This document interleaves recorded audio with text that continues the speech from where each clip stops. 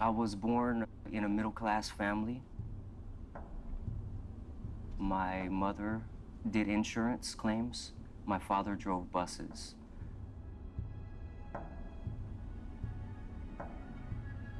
I was always cared for. I was never abused. Growing up was as average as can be.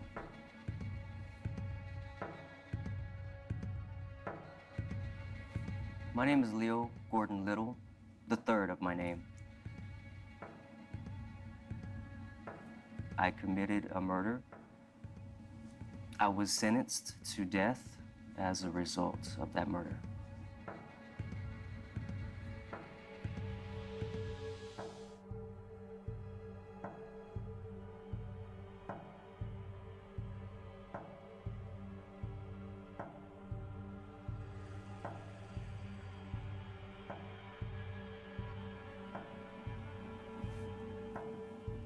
Reflecting back 20 odd years, as you will do when you are in prison and preparing to die, you'll reflect and you'll reminisce and you'll try to figure out what went wrong.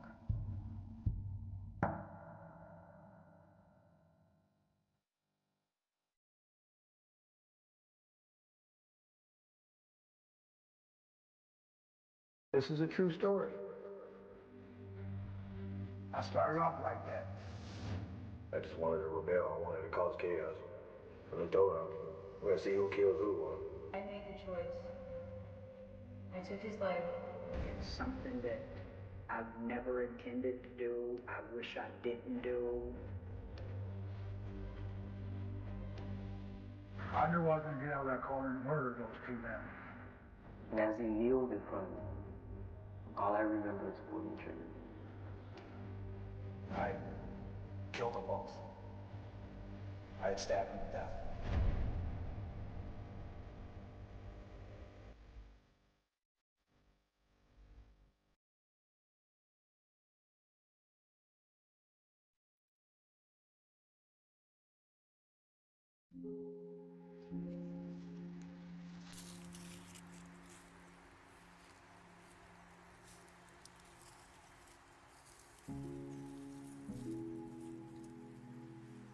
I remember that I was watching the evening news and they were showing a murder that had taken place. And they mentioned the name Leo Little. I remember just my mouth being wide open and, you know, not Leo. That was one of my students. You know, nothing stood out about him. He was just a quiet young boy. Not a horrible kid, not a nice kid, but a very average student. When you go to a large high school, you can be lost. And as I look back, that was the issue with Leo. He was a lost young boy.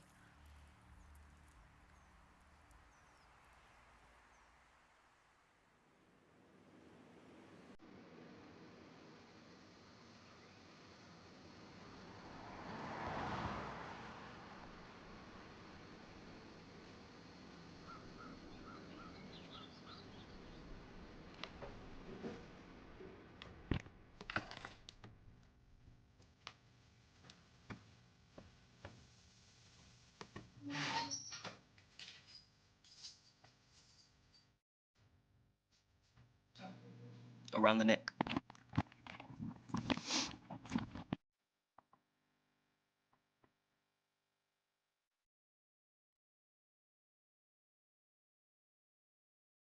Around or back. Yeah, there you go.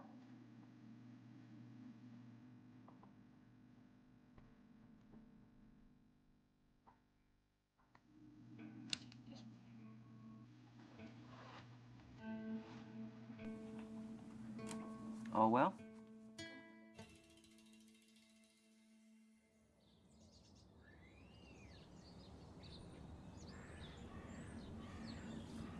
I was born and raised in San Antonio, Texas, July 14th, 1980. My father was a quiet but tough guy. When I turned about 9 or 10 years old, my father was in the household and he was raising us along with my mother. At that point, my father separated from my mother and they were later divorced officially.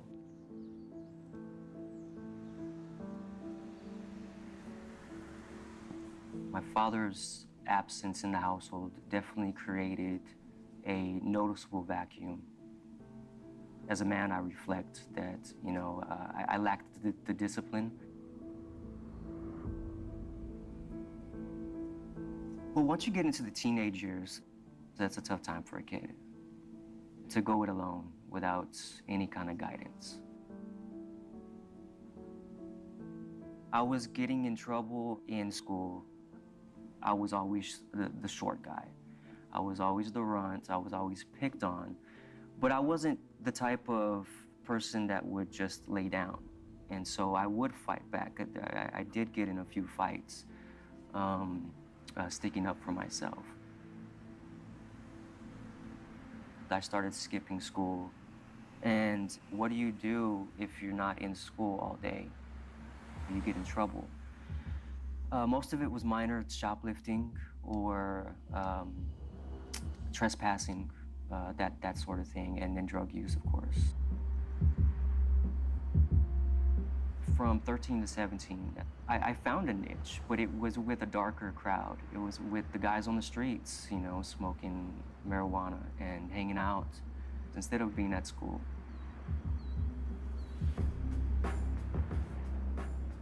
I became interested in gangster hip hop. I was impressed and influenced by the aggressiveness that, I was kind of feeling at that time, especially, in my darker times, I got sent to my father's, who lived south of San Antonio. He enrolled me in the local country school. And it just so happened, Rob, who was from the area that I lived with my mother in the northwest of San Antonio, he was from that same area, so we clicked right away. Rob and another friend rolled me into their gang. He was a part of what's called the Crips. Now, this set of Crips wasn't a real big group. It was more pretenders. I don't really think about it unless somebody brings it up as part of my history. I was happy to be a part of it because as a teenager, you brag about that type of stuff. You want to make a name for yourself. You want to be feared, in a sense.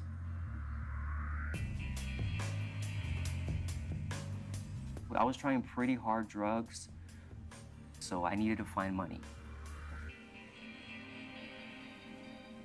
And so I made a decision to go out and to rob another person for money.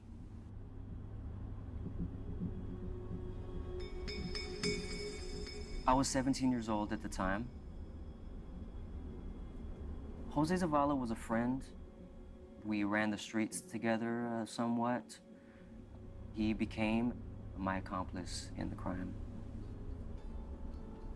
That night, we were riding around the north of San Antonio as we looked for someone to rob. Jose had to go to the restroom, and so we stopped at a Maggie's restaurant. He went inside, and as I waited outside in my car, I saw a well-kept man in a business suit come out to his car, put something in his car, and shut the door. He did not lock his door. And so I screwed up my courage and grabbed my gun and left Jose a note to follow that car. It seemed best to me at that time to get in the back seat of his car and wait for him to come out.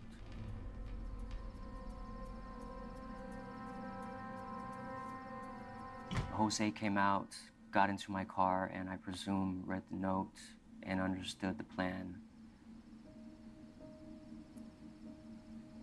A few minutes later, Christopher came and got into his car, and I surprised him in the back seat. My plan was to take him to an ATM machine. However, he didn't have an ATM account, and so we drove around for a little while until he spoke up and said, "If you're after money, there's a satchel in the back seat." And in the satchel, I found a number of bills that I think would amount to $300 to $400. So at that point, I figured out that it was over, you know. All I had to do was take him out to a long stretch of highway, tell him to walk, and ditch his car about a mile away and get into my car and make it scot-free with just a robbery. It became apparent along the way that he was almost out of gas, and we stopped at a gas station. I think that was just a common sense kind of thing.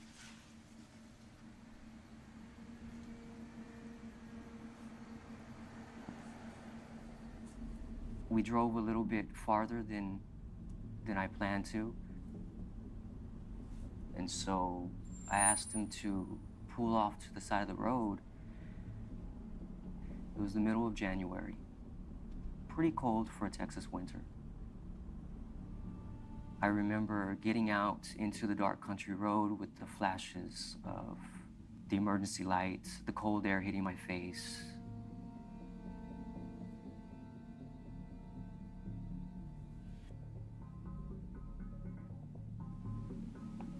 I don't know what happened.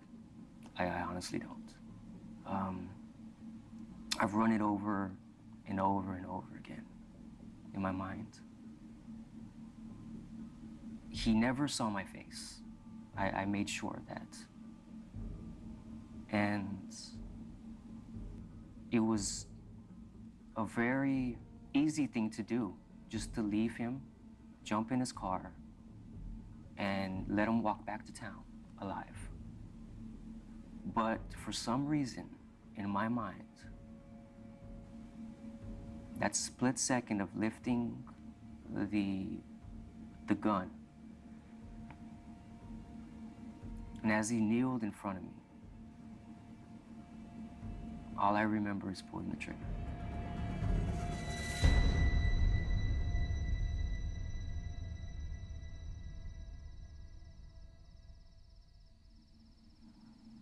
I remember Jose saying, "What are you doing?" I remember a car passing and us making casual. Eventually, I began helping Jose drag Christopher's body off to the far side of the road.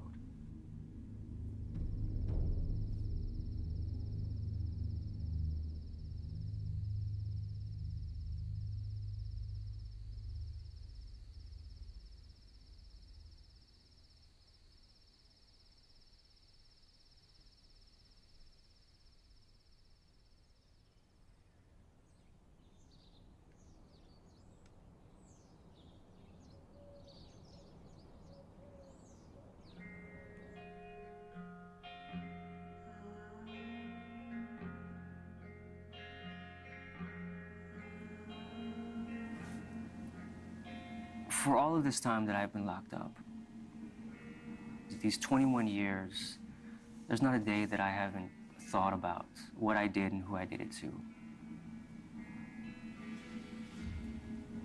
I don't know what the Chavez family will see, what perspective they're looking at this point in time in their life.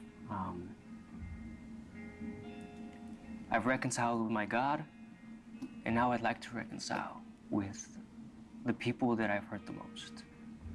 I think that would be I think that would be a beautiful thing to see. Maybe to come full circle. I think it's time.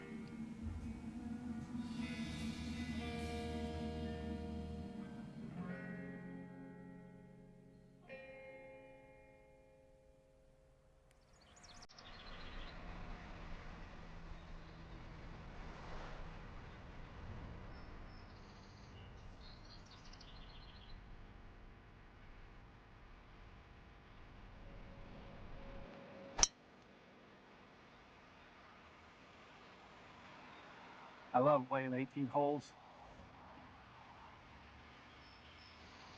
It is a good stress relief for me. You can feel the air, feel the wind, get a little exercise. Get rid of all the tension that you built up, take it out on the ball, go home, and not bring everything that happened during an investigation home with you.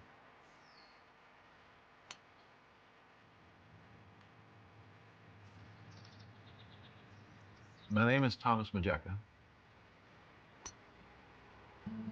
Everybody calls me Butch. I've been a police officer now for 41 years. And I spent almost 17 years involved in murder investigations, attempted murders, capital murders in San Antonio. Despite everything that I've seen, this is probably the case that's affected me more than any other. It affected me, it affected my family, it affected my relationships at work for a period of time. I think because of how senseless this particular murder was, it didn't need to happen, but it did, and it wore on me for about 6 months.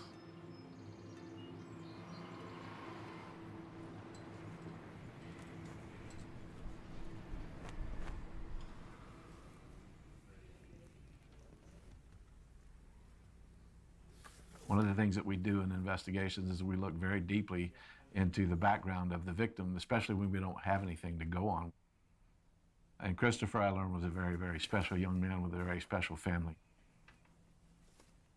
He was probably the truest innocent adult victim of any murder investigation that I ever had. I went through his apartment, I went through his life, I went through every scrap of paper, every item that he touched in his apartment, looking for something to give me a lead as to why this happened, and I found absolutely nothing.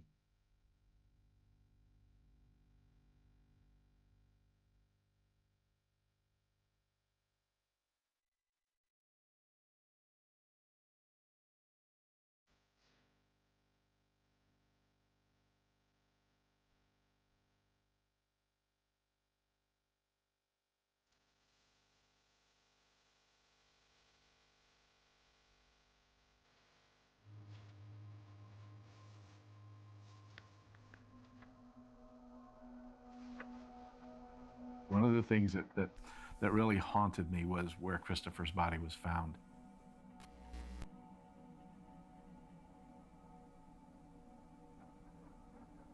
We found 2 shell casings at the scene. He had obviously been shot in the back of the head. We also found a set of drag marks where his body had been dragged from the road to ultimately where he was found.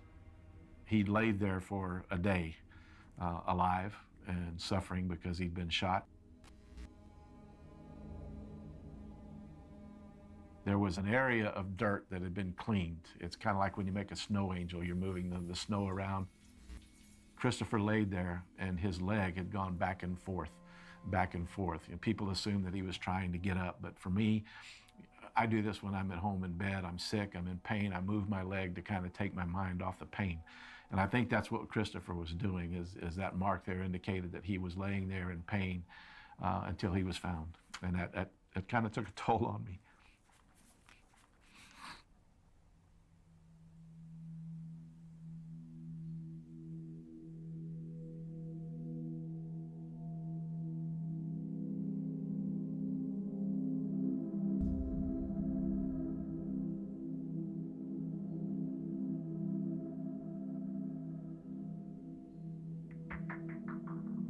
first day or two of this investigation, we were pretty depressed because we had nothing. And then we learned the identity of the suspect. In this case, it came together.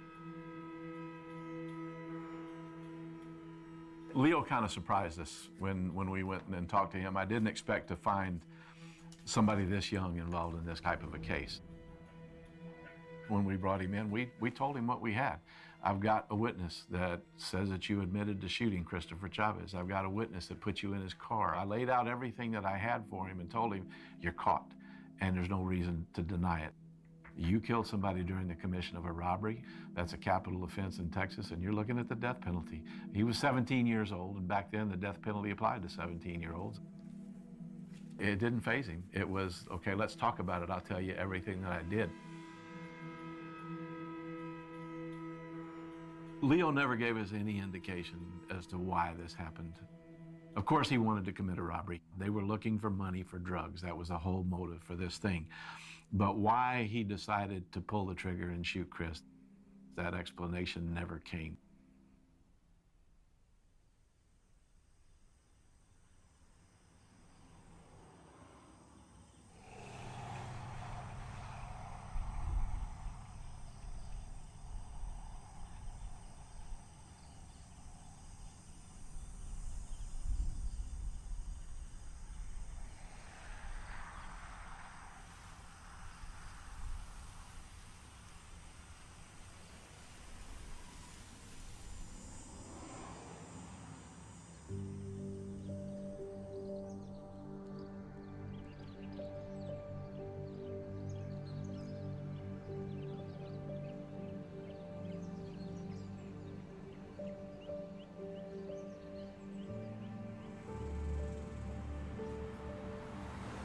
Leo was extreme on both ends.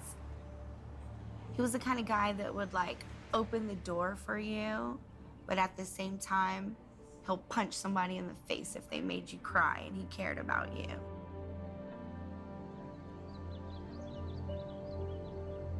I first met Leo in high school. He would come to our trailer out in the country and we would play video games. We were all going through our own personal issues, so we kind of had a mutual ground by getting high and forgetting about it. He seemed like he wanted attention from not just the girls, but the guys, you know? He wanted respect. He dressed like a gangster from the city. He really did. Gold jewelry, earring, pressed pants. He was a self-proclaimed Crip gang member. So he even had a nickname. We called him Lil Crazy.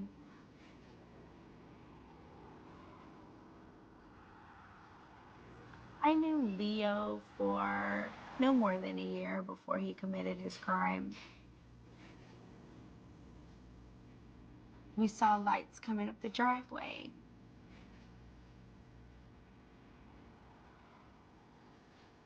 He comes in the house and he has a friend with him. One of our friends asked him, you know, where'd you get this car?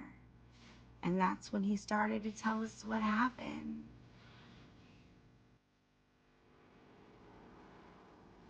At first, I didn't believe him. I thought he was lying.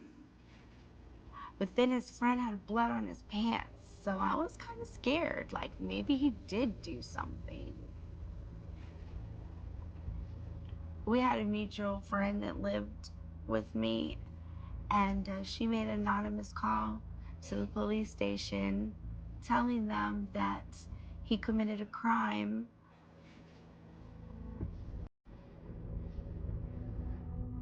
I would have never saw it coming. Never. You know, I thought he was just going through a phase like the rest of us, you know? He just took it too far.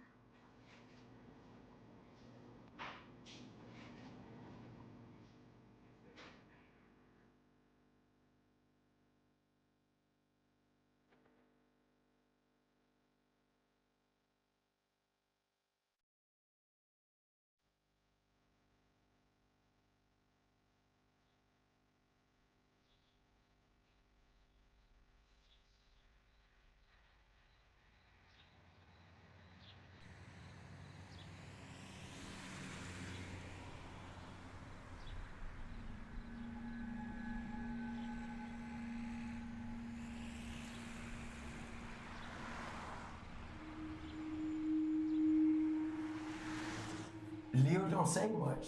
He just watches. That's all that he ever did. And that told you everything. You gotta watch the people that are quiet. My name is Jose Zavala. I was convicted of capital murder and given a life sentence.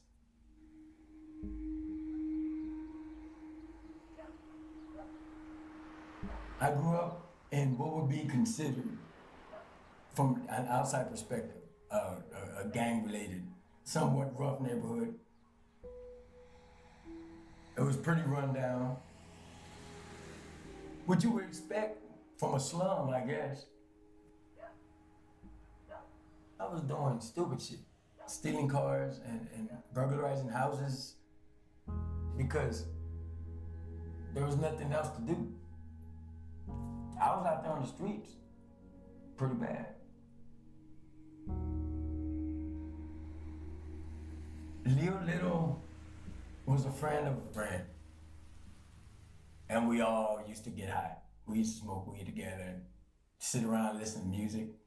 And basically we had common ground, we shared a common ground, so it was just a natural fit. His neighborhood was really picturesque. You know what I mean? People walking their dogs, good lawns, a neighborhood watch sign on the front yard, yeah, that type of neighborhood. Oh, I just thought about it like, damn, we gotta be quiet because your neighbors are gonna snitch if we get too loud. They're gonna call the cops. Keep it down. I didn't know he was in the gang. When I learned about that trial, like, yeah, you in the gang? Strike me. Now, I grew up around gang members. Strike me on gang members. Writing rap songs and stuff. Come on, man, that's what you do? Write rap songs? I guess.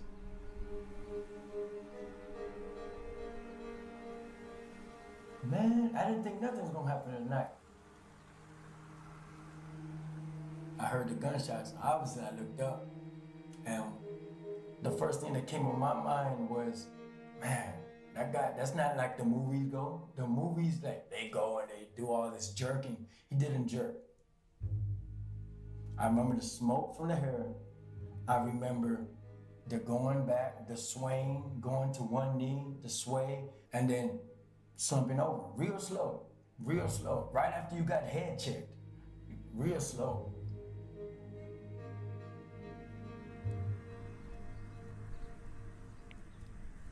I'm like, man, we gotta get rid of this damn car. He's like, oh, well, all right, follow me first though. So I ended up following him, but ended up being to these people's house. I remember I didn't like these people because they acted black. Nigga this, nigga that, nigga that. I didn't hang around people that was like that. I remember having that whole feeling, what's here? Why are we here? We need to be gone. Leo said like, he was bragging about it. Yeah, I smoked that nigga, I smoked that, I did that. He's out there right now. Man, yeah. This is Leo I didn't see. This is Leo, yeah, he ain't never been like that. Talking like this, and I'm bragging and oh, no. No.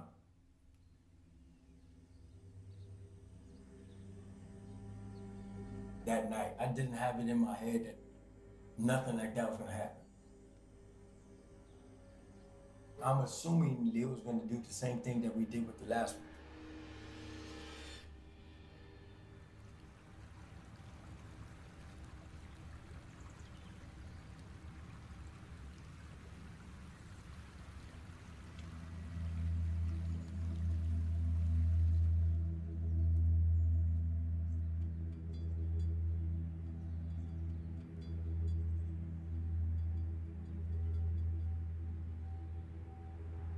My name is Malachi Werps. I had just moved to San Antonio.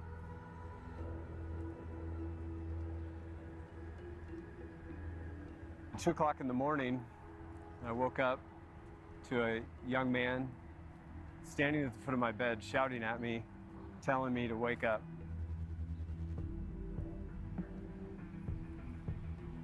As he pointed his gun at me, he told me to come with him. And as we're walking down the hallway to the parking lot, he looked at me and said, "If I go down for anything tonight, I'm not going down for robbery. I'm going down for murder."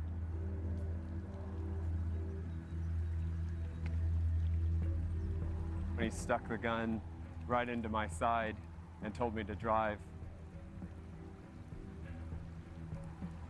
As we were driving out of the parking lot, I noticed there was a car following us. He directed me to an ATM machine at a grocery store, and he said, "If anybody tries to be a hero, I'm going to shoot you. I can shoot you through my coat like this."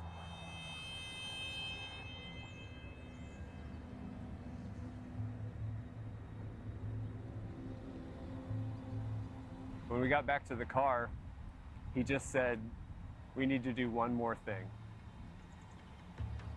He directed me to drive on this highway outside of the city of San Antonio.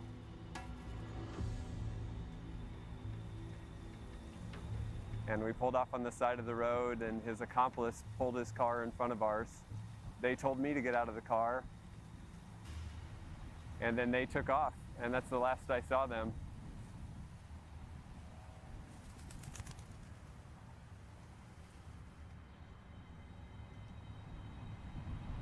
About a week later, I was watching the news, and I heard a report of a young man that had been killed. The detectives got really interested in the story. They actually came to where I work and brought the lineup of photos, and I immediately zoomed in on the guy who had abducted me, and it turned out that was Leo Little.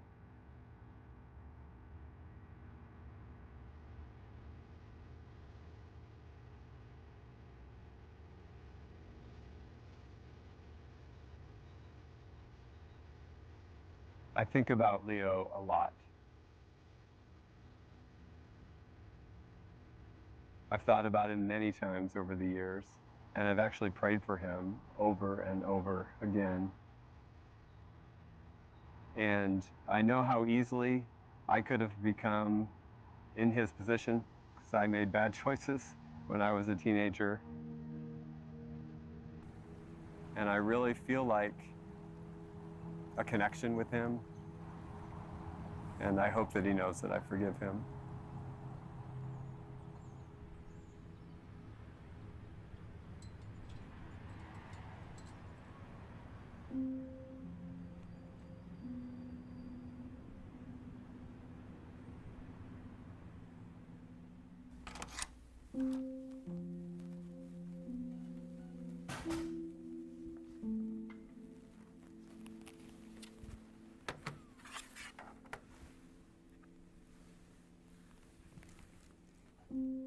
What I'd like to show you now is a video that we obtained in the investigation from the Diamond Shamrock gas station. Leo directed Christopher to stop at the Diamond Shamrock to get him something to drink.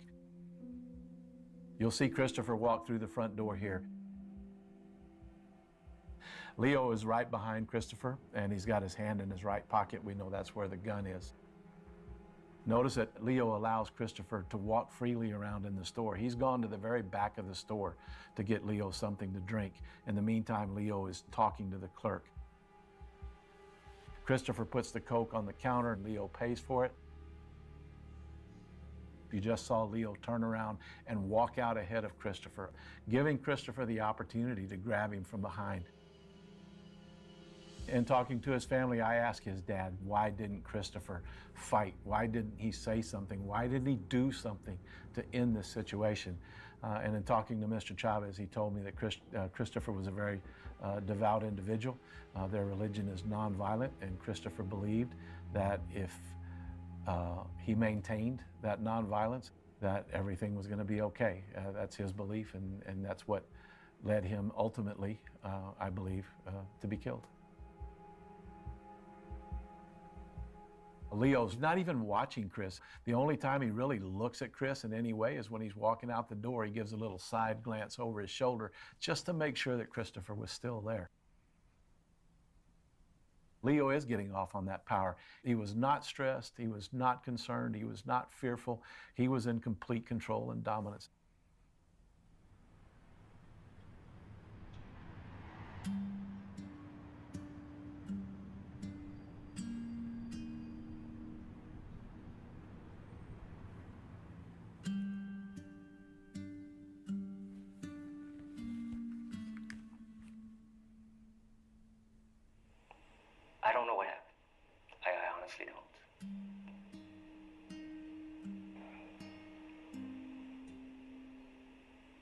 I remember is pulling the trigger. If I was sitting in front of Christopher's mother and father, there would be no words that could soothe them. They have every right to be hurt. But what about Christ? What about reconciliation? As a minister of God, I think that there can be some hope in it all, some healing in it all. If they can find the strength, the courage to approach me, to find some kind of dialogue, I think that would be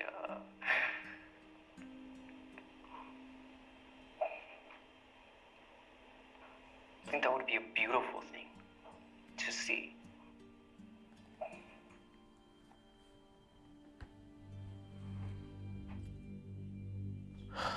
You know, he's so full of crap. It surprises me. This young man knows exactly what he did.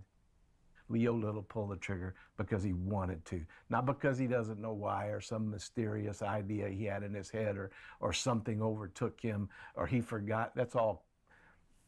Leo Little intended to commit murder, and he did. You know, I grew up in a Pentecostal church. Many years ago, before I started the police department, I was a licensed preacher. I believe in salvation. I believe in Jesus Christ. I believe in the entire message of the gospel and preached it for a number of years.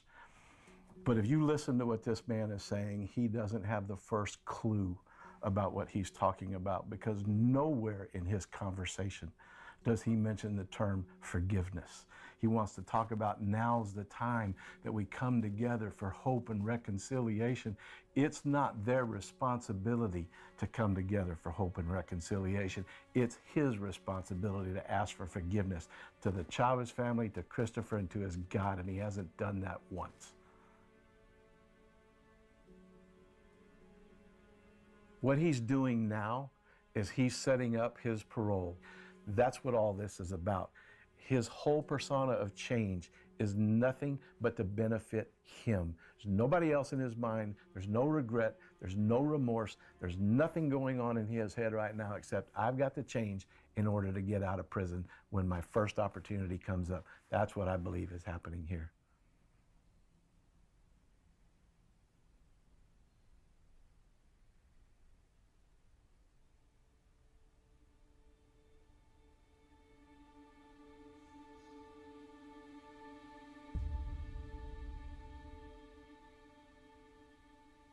Yeah, I heard that Leo is a minister or ordained priest or something of that nature. It's good for him. But I feel like somebody needs to take accountability, responsibility. I don't run to God and be like, it makes my soul feel good, so, you know, if I'm good enough, you're gonna let me out. That don't make me a good person. That just makes me a person that's gonna do anything for anybody else. Now, I feel like I'd be lying on a spiritual sense if I do that. I'm not gonna do that.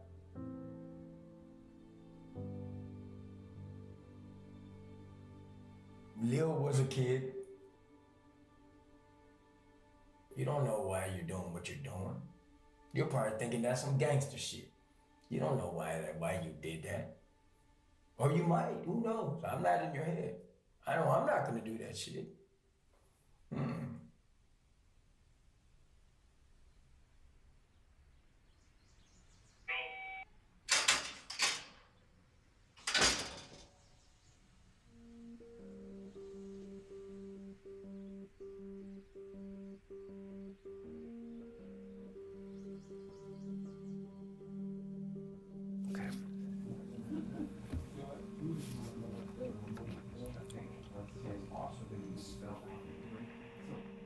Leo Little pulled the trigger because he wanted to, not because something overtook him or he forgot. That's all. Leo Little intended to commit murder, and he did. If I wanted to see a man die. I would have no problem in saying that. I would have no problem.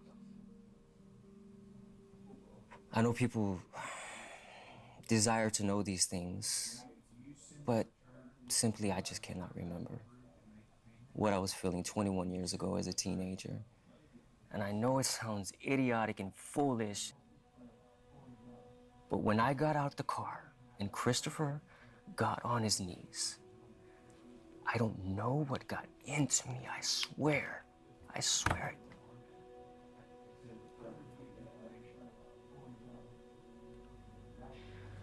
I don't want to have any equivocation about it. I was evil when doing that. I was wrong in doing that. I am to blame for doing that. To hear it third person, I would probably judge myself too.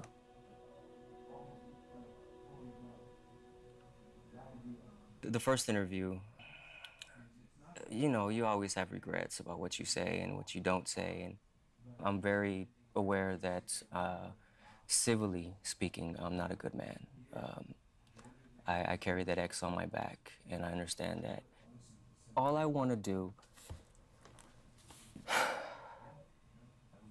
is clean up the mess that I've made.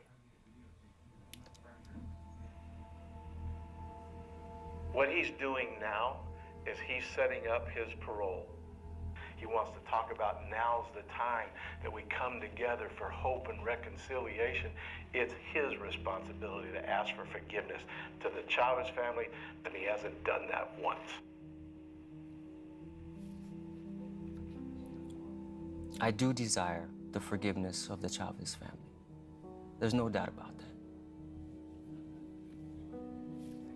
If I failed to say that last time, if I misspoke or got too emotional during that plea, that was my fault. As far as my parole goes, deep down, there is a part of me that thinks that I deserve to die in prison. Whether or not the good detective senses that or believes that, I respect his opinion.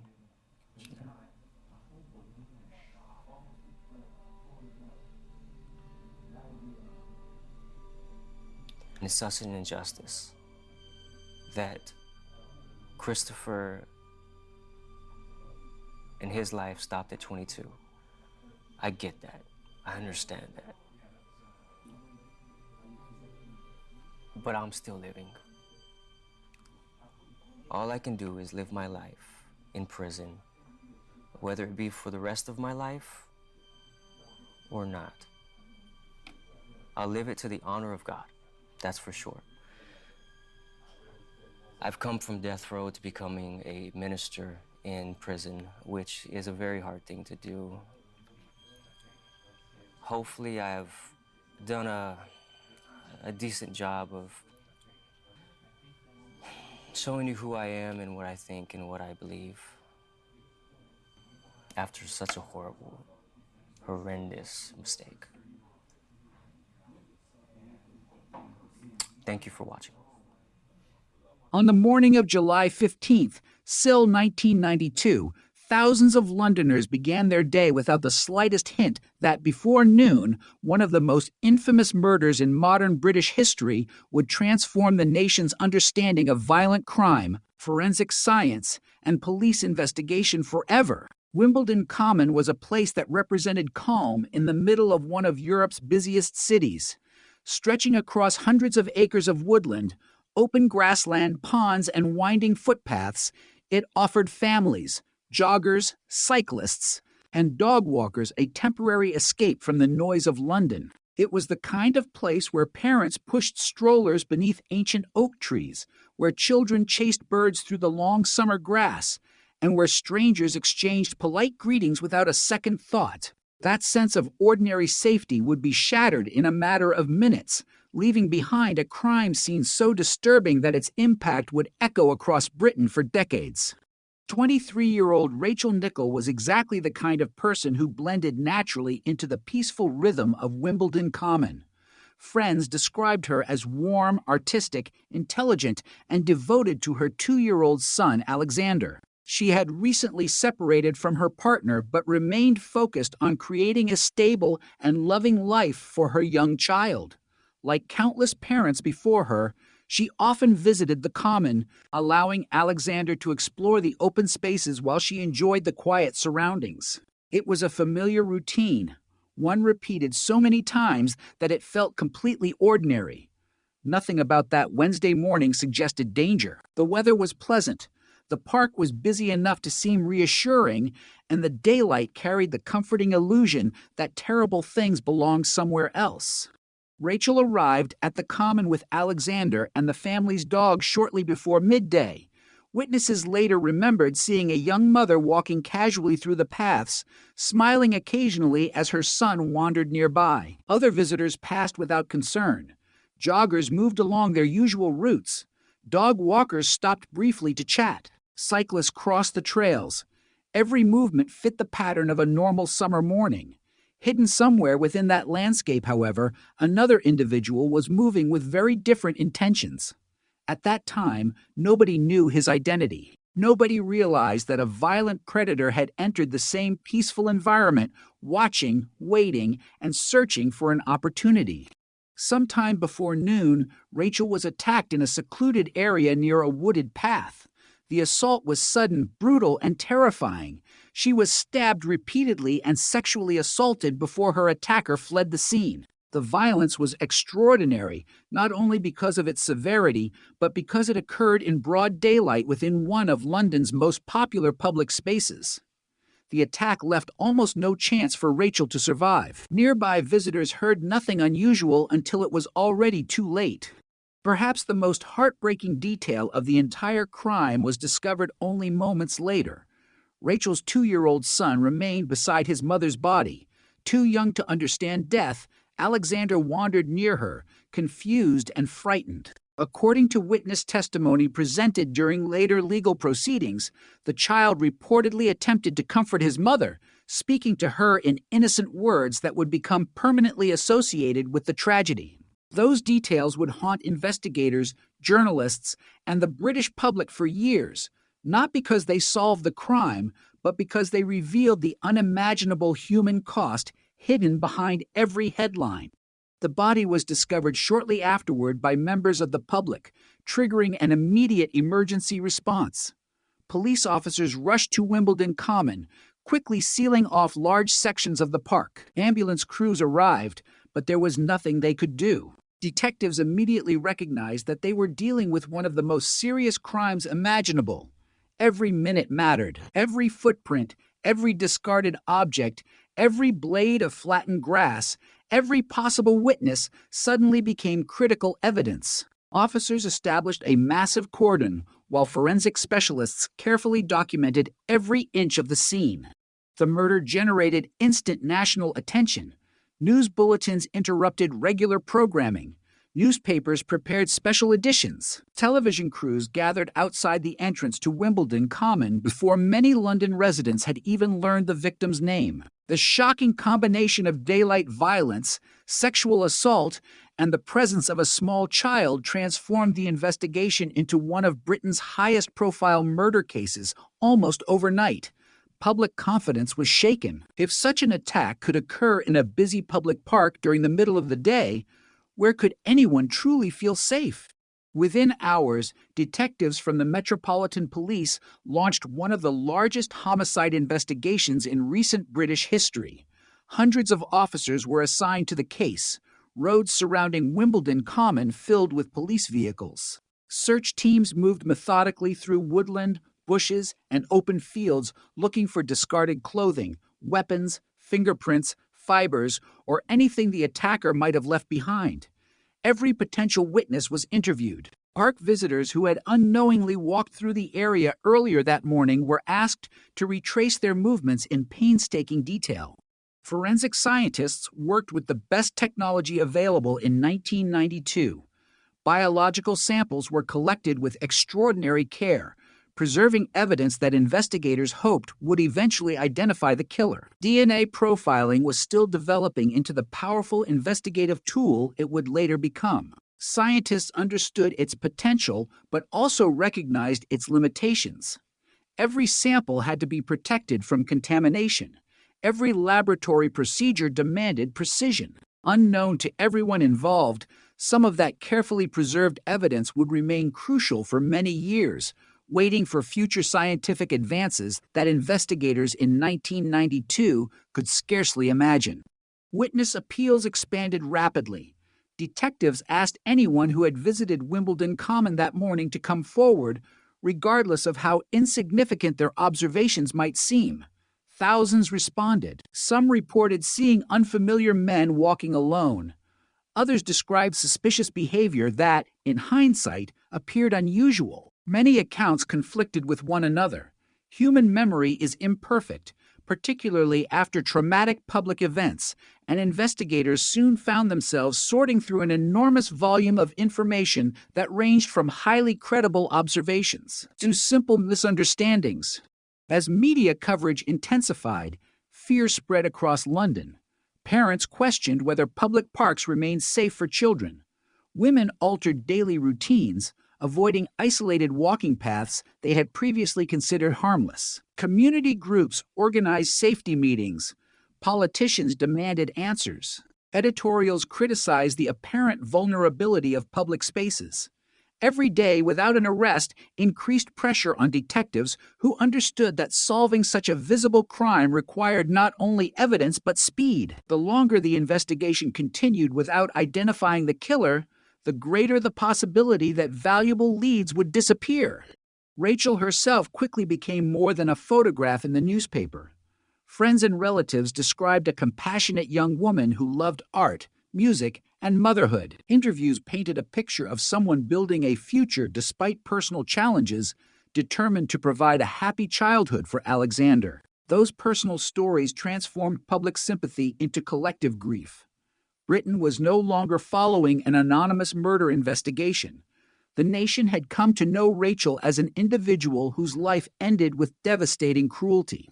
Behind closed doors, investigators built timelines measured almost minute by minute. They mapped Rachel's known movements, identified possible entry and exit routes from the crime scene, and compared witness statements against physical evidence recovered from the common. Specialists examined the attack itself, searching for behavioral patterns that might reveal something about the unknown offender. Was the victim specifically targeted, or was she chosen at random? Had the killer visited Wimbledon Common before? Did he know the landscape well enough to escape quickly? These questions shaped every investigative decision during the crucial early days.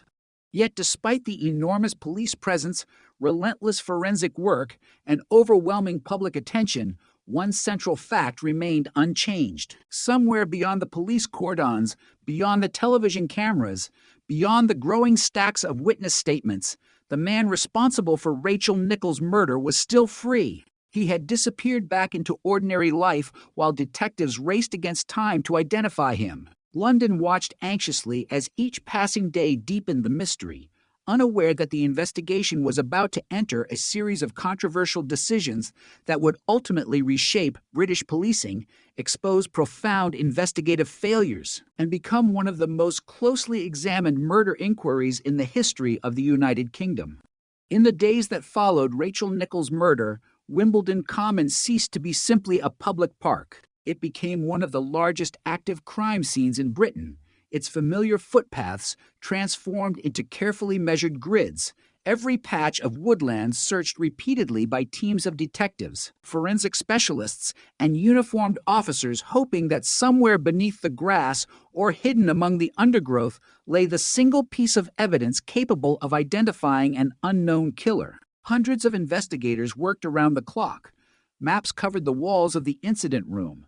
Timelines were revised hour after hour. Thousands of witness statements accumulated with astonishing speed, each one examined for even the smallest inconsistency or overlooked detail. The investigation rapidly grew into one of the Metropolitan Police's most resource-intensive murder inquiries, driven by extraordinary public pressure and the knowledge that a violent offender had disappeared without leaving behind an obvious trail. Every person known to have entered Wimbledon Common on the morning of July 15th, Sill 1992, became a potential witness. Detectives appealed repeatedly through newspapers, television broadcasts, and radio reports, urging visitors to remember even the smallest observations. A stranger sitting alone on a bench, a man walking unusually fast through the trees, a vehicle parked where it did not belong. Memories that had seemed insignificant only hours earlier suddenly became matters of national importance. Thousands responded. Some accounts were detailed and credible. Others contradicted one another. Investigators understood that eyewitness testimony, while invaluable, was also vulnerable to distortion, especially after widespread media coverage influenced how people remembered events.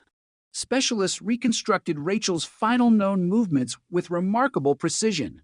They identified where she had entered the Common, the route she was believed to have taken with her young son Alexander and the family dog, and approximately where the attack occurred. The secluded location suggested that the killer either knew the landscape well or had moved through it long enough to recognize opportunities where he could avoid immediate detection.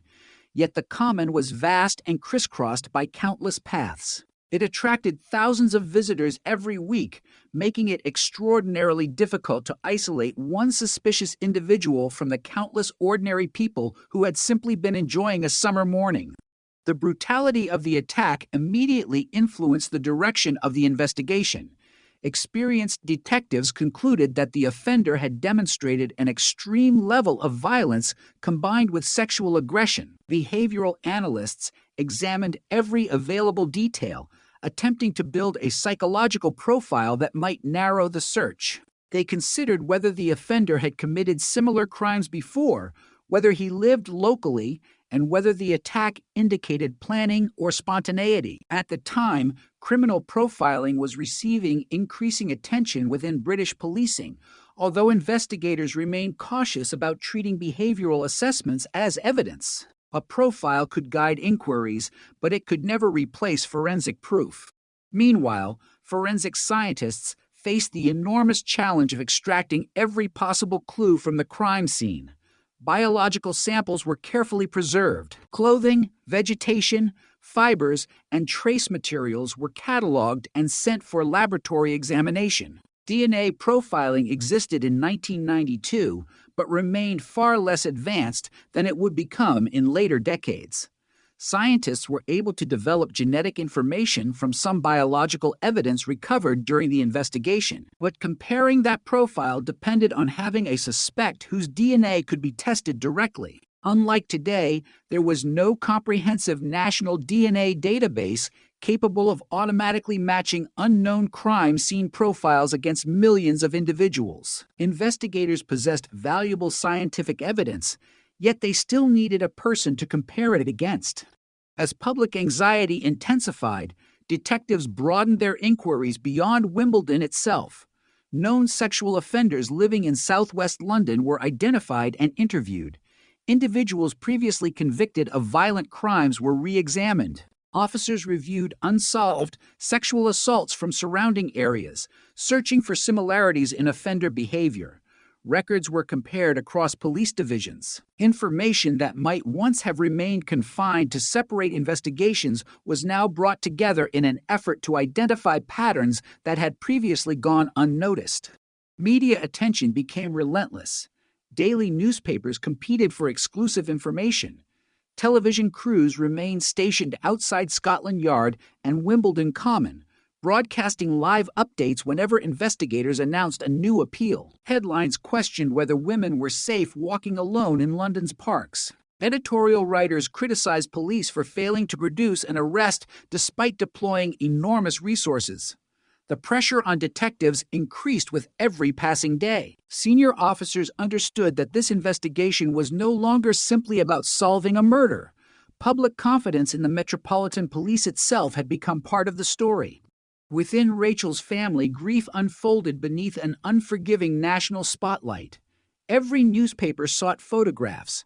Every reporter requested interviews. Friends and relatives struggled to mourn while simultaneously watching deeply personal details become subjects of public discussion. The image of 2-year-old Alexander beside his mother's body profoundly affected the nation, turning an already shocking homicide into an emotional tragedy that resonated far beyond London. Donations and messages of sympathy arrived from across Britain, reflecting a society that had become emotionally invested in finding whoever was responsible. As investigators sifted through thousands of statements, one recurring challenge became increasingly apparent. Wimbledon Common was simply too busy. On any given summer day, dozens upon dozens of strangers crossed paths without exchanging names or noticing one another. A suspicious individual seen briefly from a distance could easily vanish into the crowd. Witness descriptions varied considerably. Some remembered a man with dark hair. Others described lighter features. Clothing descriptions conflicted. Ages differed significantly. Composite sketches proved difficult because no single witness had observed the attacker clearly enough to provide a definitive description. Despite these obstacles, detectives refused to narrow their investigation prematurely.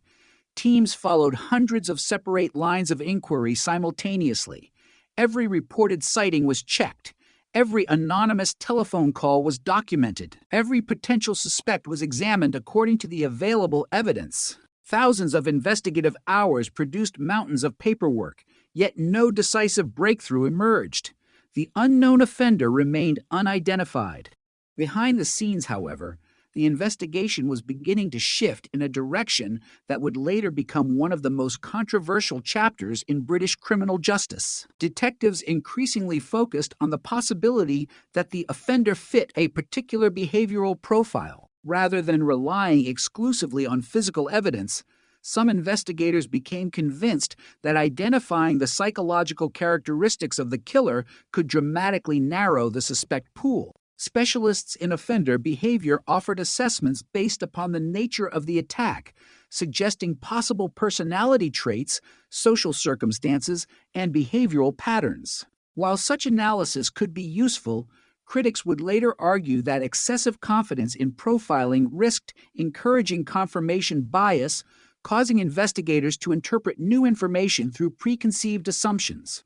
At the same time, advances in forensic science continued quietly in laboratories away from the television cameras.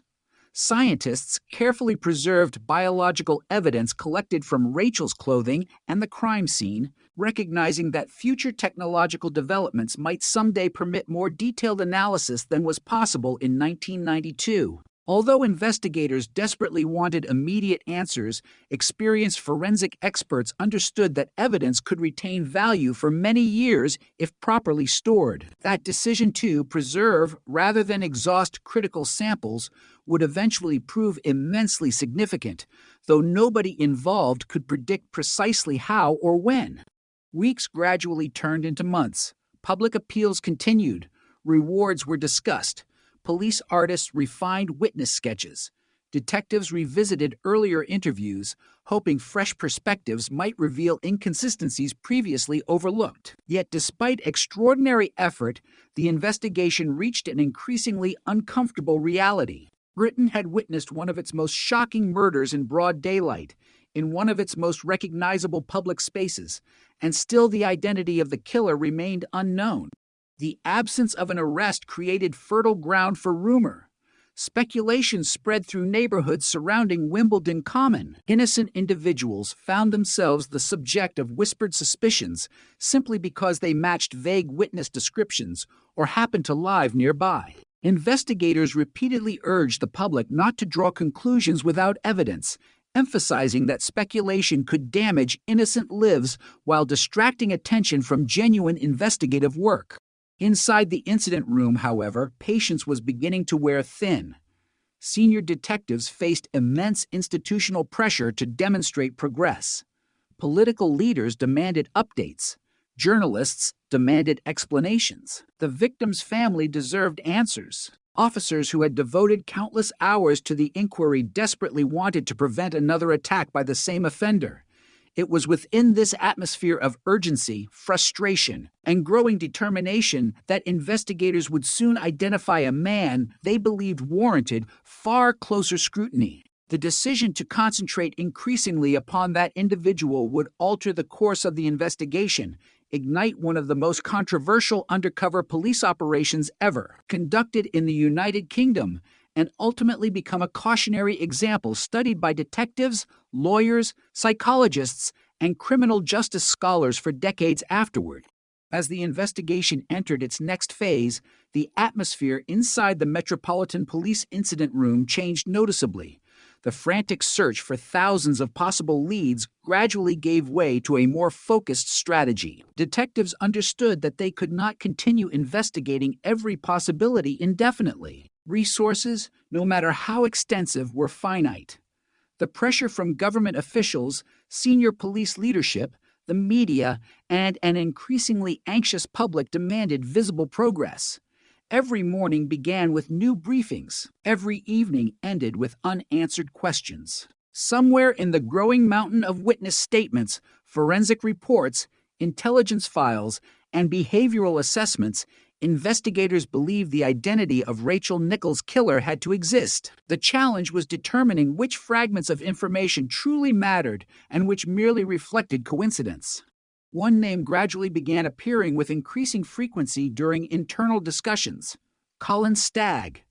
At the time, Stagg was a young, unemployed man living not far from Wimbledon Common. He frequently walked in the park with his dog, making him a familiar figure to some local residents. His daily routines naturally drew investigators' attention because they overlapped geographically with the location of the murder. More significantly, certain aspects of his personal life appeared unusual to detectives reviewing his background. He lived a relatively isolated existence, had an interest in survival skills and the outdoors, and possessed books and materials relating to the occult, fantasy, and alternative spiritual beliefs. None of these characteristics constituted evidence of violent crime. Nevertheless, in the investigative climate of 1992, they contributed to growing suspicion among some members of the inquiry team. Behavioral analysts were also consulted as detectives attempted to interpret the personality of the unknown offender. Criminal profiling, while increasingly influential, remained an evolving discipline. Investigators hoped that understanding the psychology behind the attack might help narrow an otherwise overwhelming field of potential sex. Based on the available evidence, profilers suggested that the offender might possess particular personality traits, sexual fantasies, social difficulties, and patterns of behavior. As detectives compared these theoretical characteristics against individuals already known to the investigation, some believed Colin Stagg appeared to fit portions of the profile. Others were far less convinced, emphasizing that psychological assessments were investigative tools rather than proof of guilt. Crucially, the forensic evidence told a different story. Biological material recovered from Rachel Nichols' murder had produced a DNA profile suitable for comparison with suspects. Detectives obtained a sample from Stagg. Laboratory scientists carried out the analysis carefully and independently. His DNA did not match the biological evidence recovered from the crime scene. From a scientific perspective, this represented an important finding. Rather than linking Stagg to the murder, the available DNA evidence failed to support his involvement. Yet the investigation did not end there. Some investigators continued to believe that other aspects of the case justified maintaining him as a suspect despite the absence of forensic confirmation. The decision reflected the enormous tension between traditional detective work and emerging forensic science during the early 1990s. DNA profiling had already demonstrated remarkable potential, but investigators were still adapting to its role within criminal investigations. Some detectives regarded the absence of a DNA match as highly significant. Others questioned whether every sample recovered at the scene necessarily belonged to the offender, or whether limitations in scientific understanding might explain the discrepancy. These uncertainties, combined with the extraordinary pressure to solve one of Britain's most notorious murders, created an environment in which suspicion persisted even when physical evidence failed to provide direct support. As surveillance intensified, officers monitored aspects of Stagg's daily life. His movements, relationships, and routines were examined in detail. Detectives searched for additional witnesses capable of placing him near the precise location of the attack at the critical time. They explored whether he had ever displayed violent behavior toward women, whether acquaintances had observed disturbing conduct, and whether previous police records suggested a history of sexual violence. Despite extensive inquiries, investigators struggled to uncover evidence directly connecting him to Rachel Nichols' murder. Inside Scotland Yard, opinions became increasingly divided.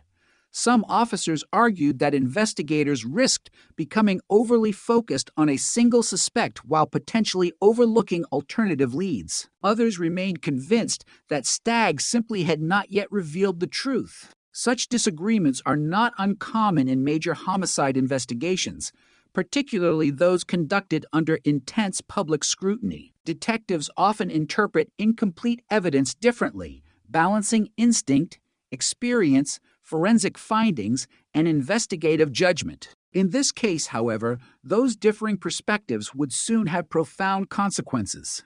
The Metropolitan Police ultimately authorized one of the most ambitious undercover operations ever undertaken in a British murder investigation. The objective was not to gather physical evidence, but to determine whether an undercover officer could establish a relationship with Stagg and encourage him to reveal information about the murder voluntarily. The operation reflected investigators' continuing belief that he possessed knowledge they had been unable to obtain through conventional interviews. The undercover officer selected for this assignment adopted the identity of a woman named Lizzie James. Her role required months of preparation. Investigators carefully developed a fictional background, correspondence, and personal history designed to appear entirely authentic. Initial contact began through letters. Gradually, the conversations expanded. The strategy depended upon patience. Rather than confronting Stagg directly about the murder, the undercover officer attempted to build trust over time, encouraging increasingly intimate discussions about personal interests, fantasies, relationships, and beliefs. Throughout these exchanges, detectives hoped that Stagg might eventually disclose details known only to Rachel Nichols' killer. Instead, the conversations revealed something considerably more complicated. Stagg expressed unconventional interests and discussed fantasies that many readers would undoubtedly find disturbing or unusual. Yet investigators faced an important distinction that exists within every criminal justice system. Unconventional thoughts, fantasies, or beliefs are not themselves evidence of murder. The challenge remained establishing a direct connection between personal discussions and the specific crime under investigation.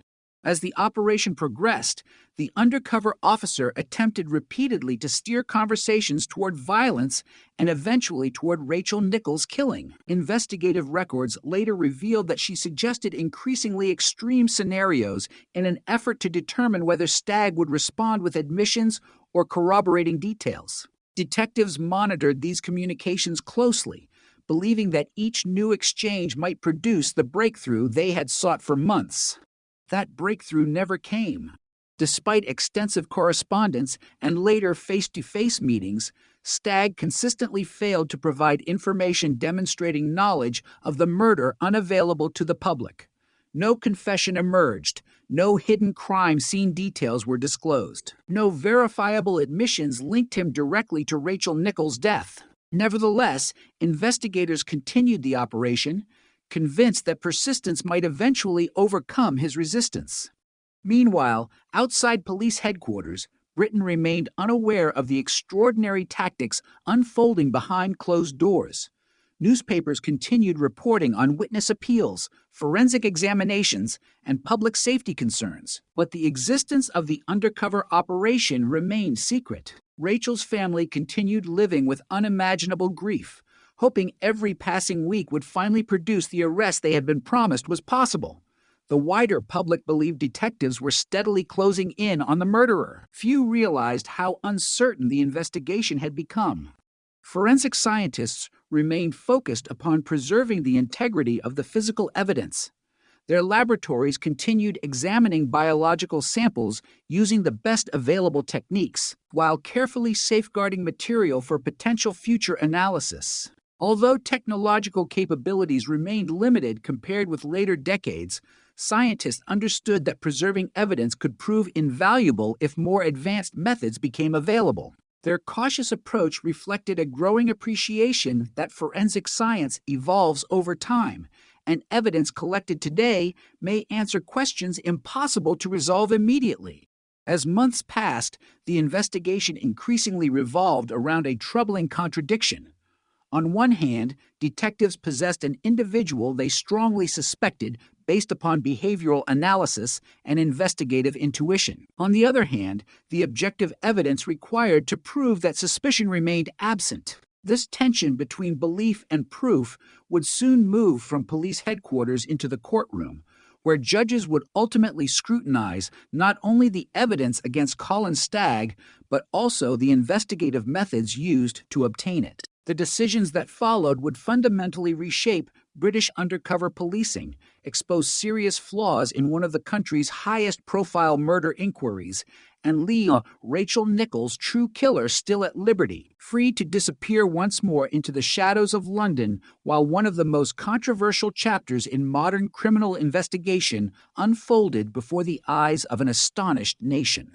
By the summer of 1993, more than a year had passed since Rachel Nichols' murder, yet the question that had haunted Britain from the very beginning remained unanswered. The investigation had consumed enormous resources, generated thousands of witness statements, and become one of the most closely watched homicide inquiries in the history of the Metropolitan Police. Public confidence rested on the belief that detectives were closing in on the truth. Behind closed doors, however, investigators faced a difficult reality. Despite months of surveillance, interviews, forensic examinations, and an unprecedented undercover operation, they still lacked compelling evidence that could directly connect Colin Stagg to the murder. Nevertheless, senior officers believed they had reached a point where decisive action was necessary. On August 17, SIL, 1993, armed with the results of their lengthy investigation, officers arrested Colin Stagg on suspicion of Rachel Nichols' murder. News of the arrest spread across Britain within hours. Television broadcasters interrupted scheduled programming. Newspaper presses rushed to update front pages. For many members of the public, the announcement appeared to signal that one of the country's most disturbing murder cases had finally been solved. After more than a year of uncertainty, people expected detectives to reveal overwhelming evidence identifying the man responsible. The reality was considerably more complicated. Investigators believed that the extensive undercover operation had produced enough material to justify criminal charges. They argued that Stagg's conversations with the undercover officer revealed disturbing interests and statements consistent with the psychological profile developed during the investigation. Detectives maintained that these communications demonstrated a level of sexual fantasy and violent thinking that supported their suspicions.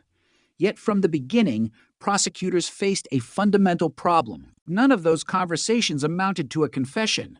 At no point had Stagg admitted killing Rachel Nichols. He had never revealed details of the crime that only the murderer could have known. Most importantly, the forensic evidence still failed to place him at the scene.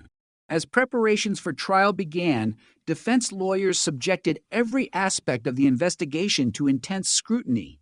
They examined witness statements, laboratory findings, surveillance records, and the undercover correspondence. What emerged raised profound questions about the methods investigators had employed. Rather than simply observing a suspect's behavior, the undercover officer had repeatedly introduced increasingly explicit themes into conversations, encouraging Stagg to discuss fantasies and violence in ways that critics argued blurred the line between legitimate investigation and active inducement. The legal proceedings that followed would become one of the most consequential pretrial hearings in modern British criminal justice. At the center of the case stood the undercover operation itself.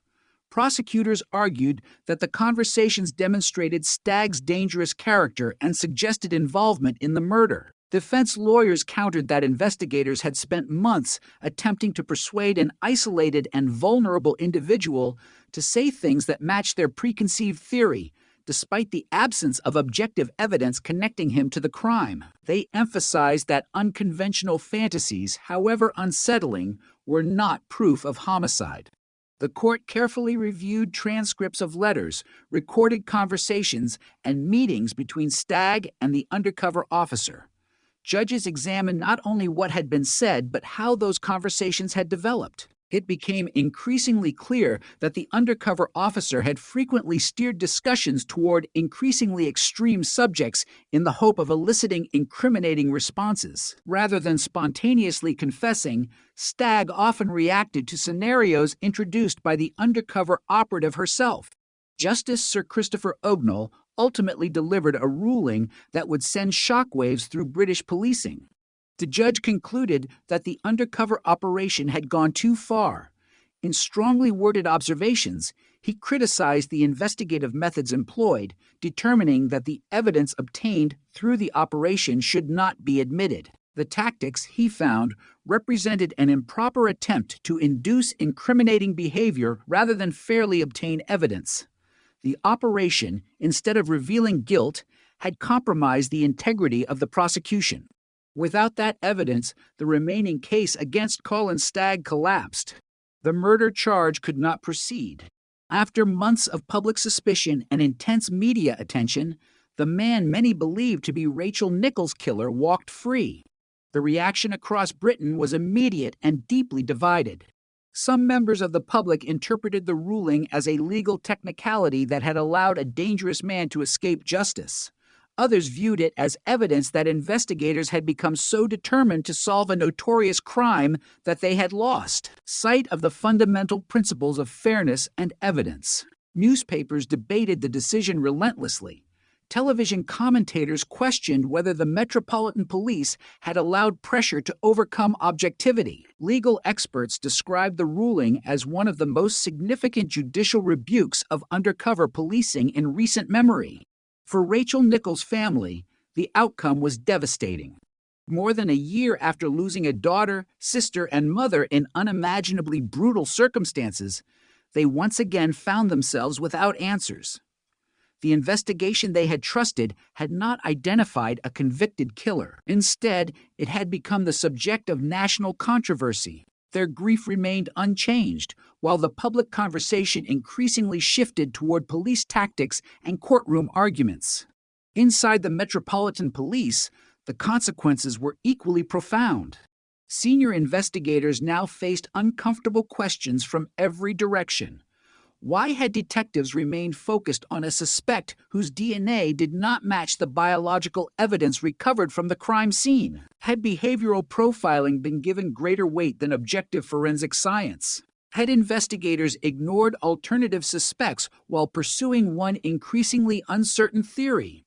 The collapse of the prosecution also carried another consequence that received far less immediate attention but proved far more significant.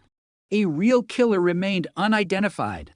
While public debate centered on Colin Stagg, the individual who had murdered Rachel Nichols continued living somewhere beyond the reach of investigators. Every month that passed increased the possibility that memories would fade, witnesses would become harder to locate, and opportunities for fresh evidence would disappear. Detectives knew they had not merely lost a prosecution, they had lost valuable time.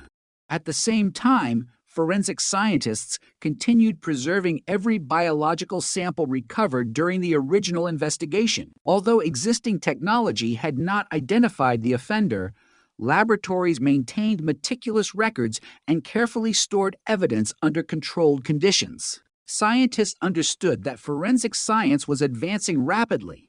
Techniques considered impossible in 1992 might become routine years later. Preserving evidence was not simply administrative procedure. It represented an investment in the future, a recognition that today's unanswered questions might eventually yield tomorrow's solutions. The public, however, could not see those quiet scientific efforts. From the outside, the investigation appeared broken. Confidence in the Metropolitan Police suffered considerable damage. Critics argued that investigators had become victims of confirmation bias, interpreting ambiguous information in ways that reinforced an early assumption while overlooking contradictory evidence. The Rachel Nichols inquiry began appearing in discussions about investigative ethics, behavioral profiling, and the limits of undercover policing. Police forces across Britain quietly studied the case, recognizing that its lessons extended far beyond a single murder investigation. For Colin Stagg, the consequences did not end with his release. Although the criminal case had collapsed, years of intense publicity had permanently associated his name with one of Britain's most infamous murders. Public suspicion lingered despite the absence of a conviction. His life had been irreversibly altered by an investigation that failed to establish his involvement. The legal proceedings were over, but the social consequences continued long afterward. Meanwhile, somewhere in Britain, the true offender remained invisible. He had escaped one of the largest murder investigations the country had ever seen. He had watched an innocent man become the focus of national suspicion. He had witnessed police resources directed away from him while public attention concentrated elsewhere. And with every passing year, as headlines faded and the urgency surrounding Wimbledon Common gradually diminished, the possibility grew that Rachel Nichols' murder would become another unsolved case filed away in police archives. Few could have imagined that the carefully preserved forensic evidence from 1992 and dramatic advances in DNA science, still years away, would eventually reopen the investigation from an entirely different direction, exposing not only the identity of the real killer, but also one of the gravest investigative failures in modern British criminal history. When the prosecution against Colin Stagg collapsed, the Rachel Nichols investigation entered one of the most difficult periods in its history. There were no dramatic arrests waiting in the wings, no hidden witness ready to come forward, and no confession about to emerge from an overlooked interview.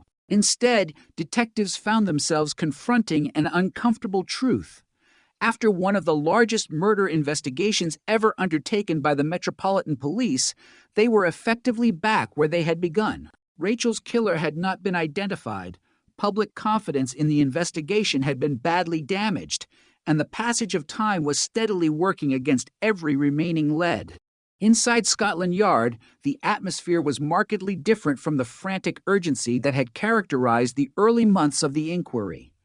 Senior officers ordered extensive reviews of the investigation. Detectives revisited witness statements that had already been read countless times.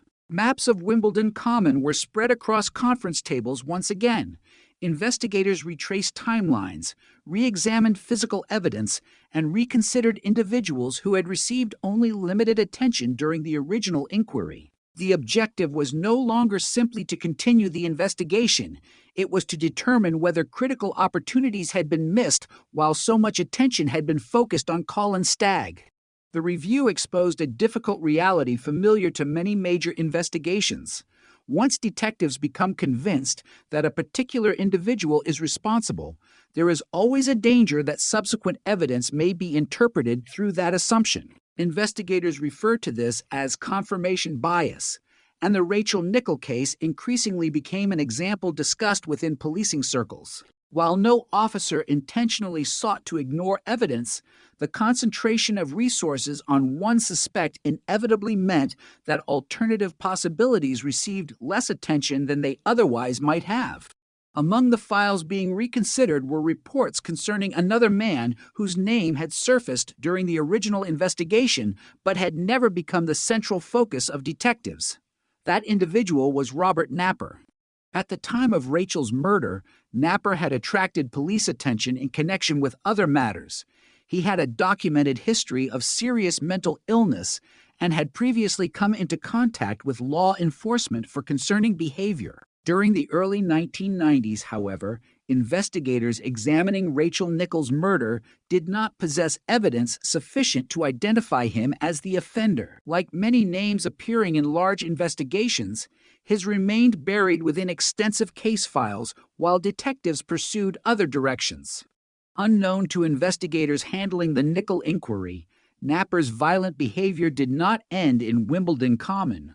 On the night of November 15th, still 1993, more than a year after Rachel's murder, another appalling crime shocked London. Samantha Bissett, a young mother, and her 4-year-old daughter, Jasmine, were murdered inside their home in the Plumstead area of southeast London. The attack displayed extraordinary violence. The brutality stunned experienced detectives and generated another major homicide investigation. Initially, investigators examining the Bissett murders did not know whether there was any connection to Rachel Nichols' case. Different investigative teams pursued separate inquiries, each searching for answers within its own evidence. As the years passed, Robert Napper increasingly became the focus of the investigation into the Bissett murders.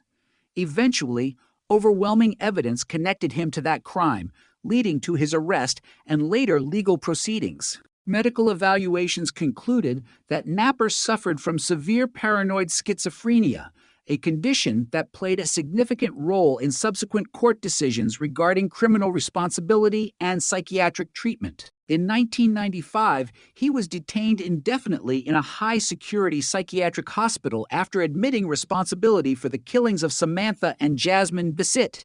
For investigators still searching for Rachel Nichols' killer, however, the implications were not immediately clear. The possibility that Napper might also have been responsible for the Wimbledon Common murder remained uncertain. Detectives could not simply assume that one violent offender had committed another notorious crime. Criminal investigations require evidence, not speculation. Similarities between cases may justify renewed examination, but they do not establish guilt. As a result, Rachel Nichols' case remained officially unsolved. During the late 1990s, forensic science advanced steadily. DNA profiling techniques became more sensitive, laboratory procedures improved, and national databases expanded dramatically. Evidence collected years earlier could now be examined using methods unavailable when the original investigation had begun. Across Britain, previously unsolved crimes were quietly benefiting from these scientific developments. Detectives who had once reached dead ends discovered that preserved biological samples sometimes contained information impossible to recover using earlier technology. Rachel Nichols' case was among those increasingly viewed as suitable for renewed forensic review. Scientists carefully reopened laboratory files containing biological material preserved since 1992. Every sample had been stored under controlled conditions, allowing experts to apply improved analytical methods while maintaining the integrity of the evidence. The work demanded extraordinary precision. Tiny amounts of biological material that once appeared insufficient for meaningful analysis could now produce clearer genetic profiles than had been possible a decade earlier. At the same time, police organizations throughout Britain were undergoing broader changes in the way they approached major investigations. Lessons drawn from cases such as Rachel Nichols influenced new training, revised investigative procedures, and greater emphasis on the careful evaluation of forensic evidence alongside traditional detective work. Behavioral profiling continued to serve as one investigative tool, but increasingly it was recognized that profiles should guide inquiries rather than determine conclusions. Objective scientific evidence assumed an even more central role.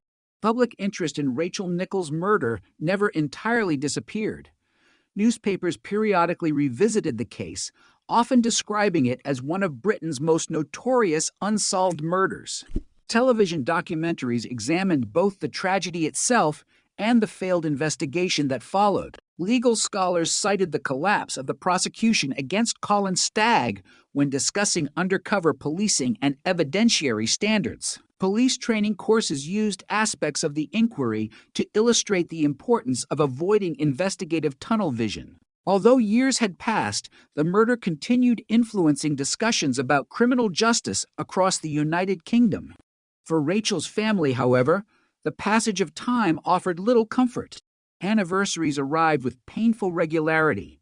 Alexander, only 2 years old when his mother was killed, grew up carrying memories shaped more by photographs, family stories, and public reporting than by direct experience. The investigation had become part of British legal history, yet for those closest to Rachel, it remained intensely personal. Every renewed appeal, every newspaper article, every documentary reopened wounds that had never fully healed. Within Scotland Yard, a smaller group of detectives quietly maintained responsibility for the unresolved inquiry. Cold case investigations often require remarkable patience. Officers preserve evidence, monitor scientific developments, and periodically reassess historical files in light of new information. Cases that appear impossible to solve one year may become solvable the next because technology evolves, witnesses come forward, or entirely separate investigations uncover unexpected connections. That philosophy increasingly shaped the future of the Rachel Nicholl investigation. The carefully preserved forensic evidence remained its greatest asset. Unlike memories, biological samples did not forget. Unlike witnesses, DNA could not be influenced by publicity or the passage of time. It simply waited for science to catch up. As laboratory capabilities continued improving during the late 1990s and early 2000s, investigators recognized that the answers they had sought for years might not emerge from another witness interview or undercover operation, but from evidence collected during the very first days after Rachel's murder. The same forensic material that had once been constrained by the limits of early DNA technology was now poised to reveal information unimaginable when detectives first walked across the cordoned paths of Wimbledon Common. Quietly, methodically, and without the dramatic headlines that had accompanied earlier phases of the investigation, science was preparing to succeed where years of traditional detective work had failed, bringing the inquiry closer than ever to identifying the man who had hidden in plain sight while Britain searched for the wrong suspect. More than a decade had passed since Rachel Nicholl was murdered on a quiet summer morning in Wimbledon Common. For many members of the public, the case had become synonymous with failure. It was remembered not only because of the shocking brutality of the crime, but because of the investigation that followed, a murder inquiry that had consumed enormous resources, focused intensely on the wrong suspect, and left Britain asking how such a catastrophic mistake could have happened. Yet inside forensic laboratories and the Metropolitan Police's specialist review units, the story was far from over. The evidence collected in July 1992 had never been forgotten. Carefully preserved in secure storage, every biological sample, every laboratory record, and every exhibit remained available for one reason: science continued to evolve. The early 2000s marked a period of remarkable progress in forensic DNA analysis. Techniques that had once required relatively large biological samples became capable of generating reliable genetic profiles from far smaller amounts of material. Laboratory procedures became more sensitive, contamination controls improved, and scientists gained greater confidence in recovering useful evidence from exhibits that had previously appeared exhausted. Across the United Kingdom, cold case investigators began reopening files that had long resisted conventional detective work. Murders that had remained unsolved for years suddenly acquired new possibilities as forensic science reached levels unimaginable when many of those crimes had originally occurred. Rachel Nicholl's case naturally became one of the investigations selected for comprehensive review. Specialist detectives assembled a dedicated team to re-examine every aspect of the original inquiry. Their task was not simply to repeat what earlier investigators had done, but to challenge assumptions that had guided the first investigation. Every witness statement was reconsidered. Every forensic report was reread. Decisions made during the early 1990s were evaluated in light of what investigators now knew about behavioral science, criminal investigations, and advances in DNA technology. The objective was simple but demanding: allow the evidence, not previous theories, to determine the direction of the inquiry. The preserved biological evidence from the original crime scene underwent fresh laboratory analysis using improved techniques. Scientists worked with extraordinary care. In high-profile cases of this nature, every analytical step would eventually face intense legal scrutiny, making methodological precision essential. Unlike the original investigators, these forensic specialists possessed technological capabilities developed through years of scientific advancement. Samples that had once yielded only limited information could now provide significantly more detailed genetic data.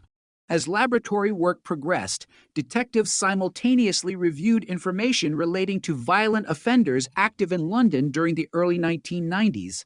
One name repeatedly resurfaced: Robert Napper. By this point, Napper was no longer an obscure figure hidden within old investigative files. His responsibility for the murders of Samantha Bissett and her 4-year-old daughter Jasmine had already been established. He had also become linked to a series of violent sexual assaults committed in southeast London, crimes that demonstrated an alarming pattern of predatory behavior against women. Investigators studying those offenses observed disturbing similarities in offender behavior, geographical movement, and victim selection. Although similarities alone could never establish responsibility for Rachel Nichols' murder, they justified renewed examination. Importantly, detectives approached the evidence differently than they had during the original inquiry. The experience of the failed prosecution against Colin Stagg had fundamentally altered investigative thinking. Officers understood the dangers of allowing assumptions to shape conclusions. Every hypothesis concerning Robert Napper required independent verification through objective evidence. Suspicion alone would never be sufficient. As forensic scientists refined the DNA profile recovered from Rachel Nichols' murder, investigators sought lawful opportunities to compare that profile against Robert Napper. Because Napper was already detained in a high-security psychiatric hospital following legal proceedings relating to the Bissett murders, obtaining appropriate biological material for comparison became a realistic possibility within the framework of the renewed investigation. The laboratory comparison represented one of the most anticipated moments in the history of the case. For years, detectives had lived with uncertainty. For years, Rachel's family had waited for answers. For years, the preserved forensic evidence had remained silent. Now the question was no longer whether modern science could produce a reliable DNA profile. The question was whether that profile would identify the killer. Forensic scientists conducted the comparison according to rigorous scientific standards. Independent verification procedures ensured the integrity of the analysis. Chain of custody documentation remained meticulous. Every stage reflected lessons learned not only from advances in technology, but also from previous investigative controversies. The importance of absolute scientific reliability could not be overstated. And when the results arrived, they transformed the investigation. The DNA evidence recovered from Rachel Nichols' murder matched Robert Napper. For investigators who had worked on the review, the significance of the finding was extraordinary. At last, objective forensic evidence established a direct scientific connection between the biological material recovered at the crime scene and an identifiable individual. Unlike behavioral assessments or speculative theories, DNA provided measurable, independently verifiable evidence that could withstand rigorous judicial examination. The breakthrough also forced investigators to confront painful questions about the original inquiry. Had Robert Napper been identified earlier, could Rachel's case have been solved years before? Could the investigation have taken a different direction if greater emphasis had been placed on forensic evidence rather than psychological profiling? Might other crimes have been prevented? These were questions with no simple answers. Criminal investigations unfold in real time, constrained by the scientific capabilities, information, and institutional practices available at the moment decisions are made. Detectives reviewing historical cases must be careful not to judge the past solely through the knowledge of the present. Nevertheless, the renewed inquiry clearly demonstrated that advances in forensic science had succeeded where earlier investigative methods had not. With the DNA evidence now pointing toward Robert Napper, prosecutors carefully evaluated the case. They recognized that Napper's documented psychiatric condition would play a central role in any future legal proceedings. Medical experts had long concluded that he suffered from severe paranoid schizophrenia, and his mental health had already influenced previous judicial decisions concerning criminal responsibility. Even with compelling forensic evidence, the legal process would require careful consideration of both the scientific findings and Napper's psychiatric condition. Meanwhile, detectives informed Rachel Nichols' family of the breakthrough. For relatives who had endured more than a decade of uncertainty, the news brought profoundly mixed emotions. There was relief that the investigation had finally produced objective answers. There was sorrow that so many years had passed before those answers emerged. There was also the painful realization that nothing, arrests, court proceedings, nor scientific advances could restore the life that had been taken in Wimbledon Common on that July morning in 1992. Public knowledge of the renewed investigation remained limited while detectives completed additional inquiries. Officers sought to strengthen every aspect of the evidentiary record before initiating formal legal proceedings. Although the DNA evidence represented a powerful development, experienced investigators understood the importance of presenting the most complete case possible. Witness material, historical records, forensic documentation, and investigative chronology were all carefully assembled to support the prosecution. Quietly, without the sensational headlines that had accompanied earlier stages of the inquiry, Rachel Nichols' murder investigation had entered its final and most scientifically significant chapter. The case that had once symbolized investigative failure was now demonstrating the extraordinary value of preserving forensic evidence and allowing advancing science to revisit unanswered questions. After years of uncertainty, the evidence itself was finally speaking with unmistakable clarity, identifying the man who had remained hidden behind one of Britain's most infamous unsolved murders and setting the stage for a courtroom reckoning more than 15 years after the crime that had forever changed Wimbledon Common. By the time detectives completed their renewed investigation, the Rachel Nichols case had become far more than a murder inquiry. It had evolved into a profound examination of how science, policing, and the justice system intersect when confronting crimes that have haunted a nation for years. The DNA evidence recovered from the original crime scene had fundamentally changed the direction of the investigation, replacing years of speculation with objective forensic findings. Yet, despite this scientific breakthrough, investigators understood that identifying a suspect and securing a lawful conviction were two very different challenges. Every piece of evidence would now be scrutinized in court, and every decision made since 1992 would inevitably be revisited. In late 2007, after careful consultation between detectives, forensic scientists, prosecutors, and psychiatric specialists, Robert Napper was formally charged with the murder of Rachel Nichols. The announcement marked a watershed moment. 15 years had passed since Rachel's death. During those years, the investigation had experienced extraordinary highs and devastating failures. An innocent man had endured years under public suspicion. Police tactics had been criticized in one of the most significant judicial rulings on undercover investigations in British legal history. Advances in forensic science had reopened a case once thought to be permanently stalled. Now, at last, prosecutors believed they possessed evidence capable of presenting the true circumstances of Rachel's murder before a court. News of the charge spread rapidly throughout the United Kingdom. For many people who had followed the case since 1992, Robert Napper's name was already familiar because of his conviction for the murders of Samantha Bissett and her daughter, Jasmine. The revelation that investigators now believed he was also responsible for Rachel Nichols' murder stunned the public. Newspapers revisited every stage of the original investigation, comparing what had been believed in the early 1990s with what forensic science had ultimately established. Television documentaries replayed footage from Wimbledon Common, while legal commentators reflected on how dramatically the case illustrated both the strengths and weaknesses of criminal investigations.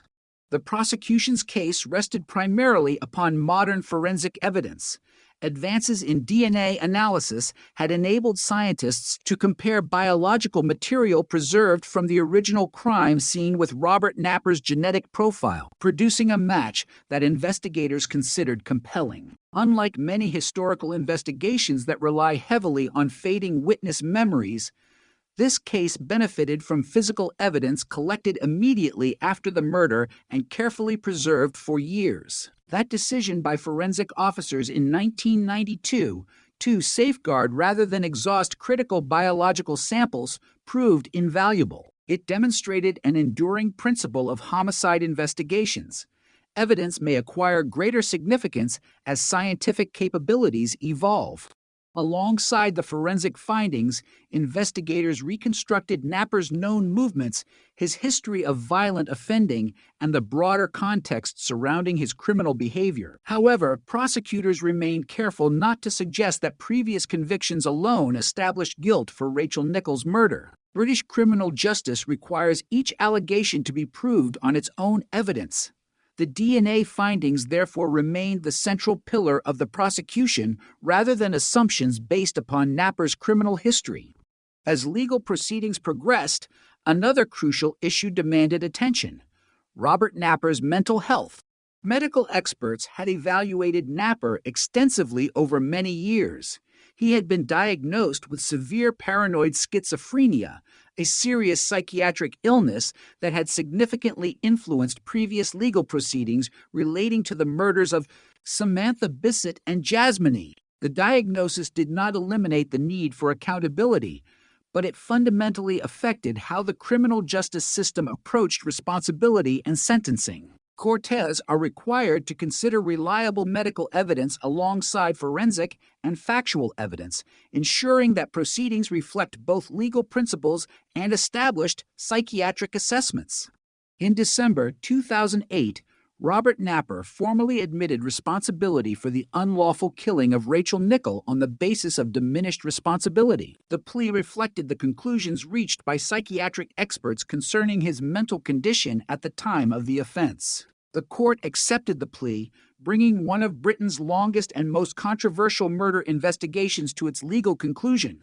Rather than receiving a conventional prison sentence, Napper was made subject to a hospital order with restrictions, meaning he would remain detained in a high-security psychiatric hospital unless medical experts and legal authorities determined that continued detention was no longer necessary. In practice, such orders can result in confinement lasting many years or even for the remainder of an offender's life, depending upon ongoing assessments of risk and mental health. For Rachel Nichols' family, the court proceedings represented the end of a journey that had lasted more than 15 years. The conclusion could never erase the trauma of July 15th, SIL, 1992, nor could it restore the years lost while the investigation pursued the wrong suspect. Yet the legal acknowledgement of Robert Napper's responsibility finally answered the central question that had haunted them for so long: who had killed Rachel? The emotional impact extended beyond Rachel's immediate relatives. Alexander, who had been only 2 years old when his mother was murdered, had grown into adulthood during the course of the investigation. Much of his life had unfolded under the shadow of a crime that remained unresolved for most of his childhood. The eventual resolution provided factual certainty, but it could never replace the experiences that had been taken from him by an act of extraordinary violence. Public reaction was equally complex. There was widespread relief that forensic science had ultimately identified the offender. There was admiration for the scientists whose careful preservation and later analysis of DNA evidence had transformed the case. There was also deep reflection on the investigative failures that had delayed justice for so many years. Attention inevitably returned to Colin Stagg. After Robert Napper admitted responsibility, it became unmistakably clear that Stagg had been wrongly suspected. Years earlier, he had endured arrest, public scrutiny, and prolonged suspicion, despite the absence of forensic evidence linking him to the murder. The official resolution of Rachel Nichols' case reinforced long-standing criticism of the investigative decisions made during the early 1990s. For many observers, the case became a powerful reminder that criminal investigations must remain firmly anchored in objective evidence rather than assumptions or psychological theories unsupported by physical proof. Within policing, the lessons were profound. Training programs increasingly emphasized the importance of avoiding investigative tunnel vision. Behavioral profiling continued to serve as an investigative aid, but officers were reminded that profiles must never substitute for evidence. Forensic preservation became an even greater priority, with investigators recognizing that biological material collected today might become decisive years or decades later as scientific techniques continue advancing. The Rachel Nichols investigation was frequently cited in discussions about confirmation bias, disclosure obligations, undercover policing, forensic science, and the ethical responsibilities of detectives conducting major inquiries. Rather than being remembered solely as a solved murder, the case became an enduring study in both investigative error and scientific perseverance. Yet beneath every legal judgment, forensic report, and institutional reform remained the simple human reality that had started everything. A young mother had taken her son for a walk on a warm July morning. She never came home. Her murder shattered a family, transformed public perceptions of safety, challenged the Metropolitan Police, influenced forensic practice across the United Kingdom, and demonstrated how justice sometimes depends not only on determined investigators, but also on the patience to preserve evidence until science is capable of revealing the truth. Even after the courtroom proceedings concluded, the legacy of Rachel Nichols' case continued to shape British criminal justice, reminding future generations that while investigations may fail, carefully protected evidence can endure, waiting silently for the day when it finally tells the story that witnesses could not, assumptions obscured, and time itself could not erase. The legal proceedings against Robert Napper brought an end to one of Britain's most painful murder investigations, but they did not close the broader conversation that Rachel Nichols' case had ignited. If anything, the conclusion marked the beginning of an intense period of reflection. Detectives, prosecutors, forensic scientists, judges, psychologists, journalists, and legal scholars all examined the investigation in extraordinary detail, asking not only how the real offender had finally been identified, but why it had taken more than 15 years to reach that point. The answers were neither simple nor comfortable. They revealed an investigation shaped by enormous public pressure, evolving forensic technology, institutional assumptions, and the constant tension between urgency and objectivity that exists in every major homicide inquiry.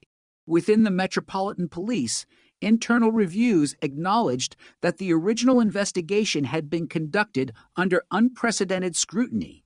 Rachel Nichols' murder had dominated newspaper headlines almost immediately after it occurred. The image of a young mother attacked in broad daylight, with her 2-year-old son present at the scene, profoundly affected public confidence.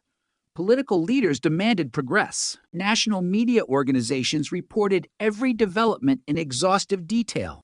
Senior officers understood that every decision would be examined not only by colleagues, but by millions of people following the case across the United Kingdom. Such pressure does not excuse investigative mistakes, but it helps explain the environment in which those decisions were made.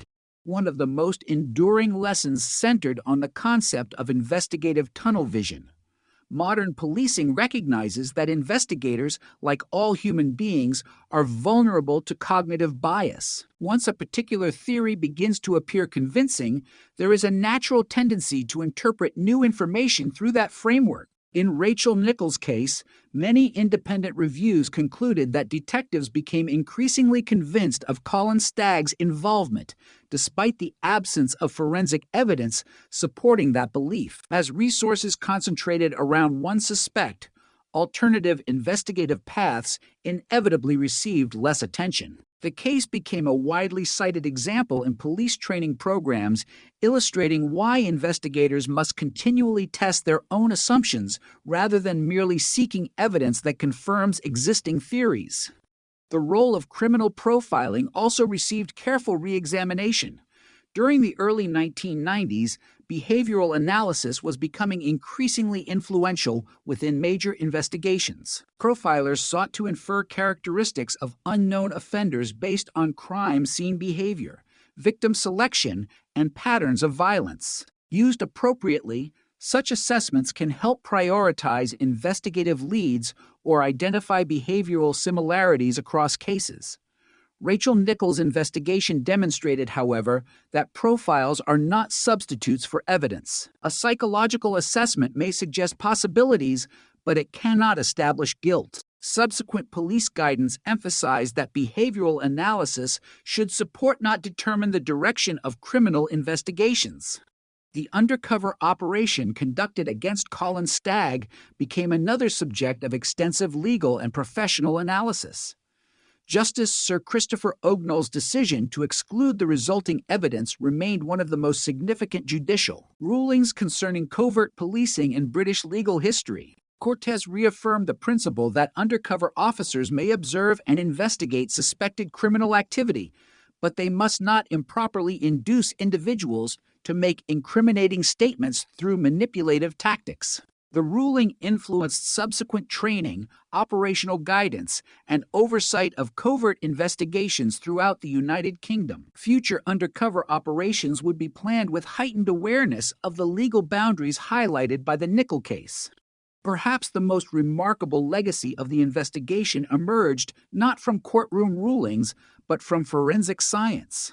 When Rachel Nicholl was murdered in 1992, DNA profiling was already recognized as a powerful investigative tool, yet its practical capabilities remained relatively limited compared with modern standards. Laboratory scientists worked with techniques that required larger biological samples and offered fewer opportunities to recover usable genetic information from degraded evidence. Over the following decade, advances in molecular biology transformed those capabilities. Improved extraction methods, enhanced amplification procedures, and increasingly sophisticated laboratory protocols enabled forensic experts to obtain reliable DNA profiles from evidence previously considered insufficient. Rachel Nichols' case became an extraordinary demonstration of why preserving forensic evidence is so essential. The biological material collected at Wimbledon Common had not changed. What changed was science. The evidence had remained silent only because technology had not yet learned how to interpret everything it contained. Once those scientific advances arrived, investigators no longer depended primarily upon witness memories or behavioral theories. They possessed objective biological evidence linking Robert Napper to the crime. In many respects, the investigation illustrated one of the defining strengths of forensic science. Unlike human recollection, DNA does not fade, become influenced by publicity, or alter its account over time. Properly preserved evidence remains available for future generations of scientists equipped with more advanced analytical methods. The case also profoundly affected public understanding of DNA evidence. Throughout the late 1990s and early 2000s, numerous cold cases were reopened as forensic laboratories applied improved techniques to preserved exhibits. Rachel Nichols' investigation became one of the most widely recognized examples demonstrating that unsolved crimes are not necessarily unsolvable. Advances in science can fundamentally alter the prospects of historical investigations, provided that evidence has been collected and stored appropriately from the outset. Attention also turned toward the human consequences of the failed investigation. Colin Stagg had spent years under extraordinary public suspicion despite never being convicted of Rachel Nichols' murder. Following Robert Napper's admission of responsibility, it became indisputable that Stagg had been wrongly identified as the principal suspect. Public discussion increasingly focused upon the personal impact of prolonged suspicion, media attention, and investigative error. The case reinforced an important legal principle. Suspicion, regardless of how sincerely held by investigators, cannot substitute for admissible evidence.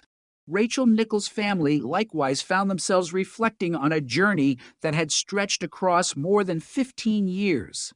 The conclusion of criminal proceedings offered answers that had once seemed unattainable, yet it could not erase the years during which uncertainty dominated their lives.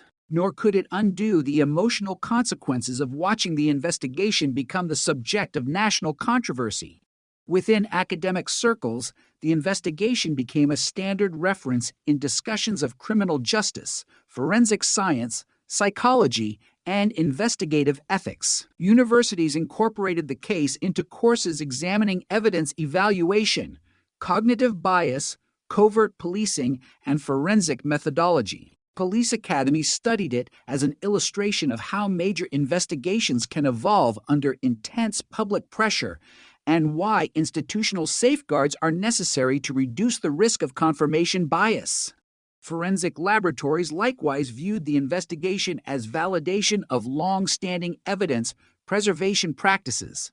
Scientists often work with the understanding that techniques available today may become obsolete tomorrow. Every properly stored exhibit represents a potential opportunity for future analysis. Rachel Nichols' case demonstrated that patience and scientific rigor can ultimately overcome limitations that once appeared insurmountable.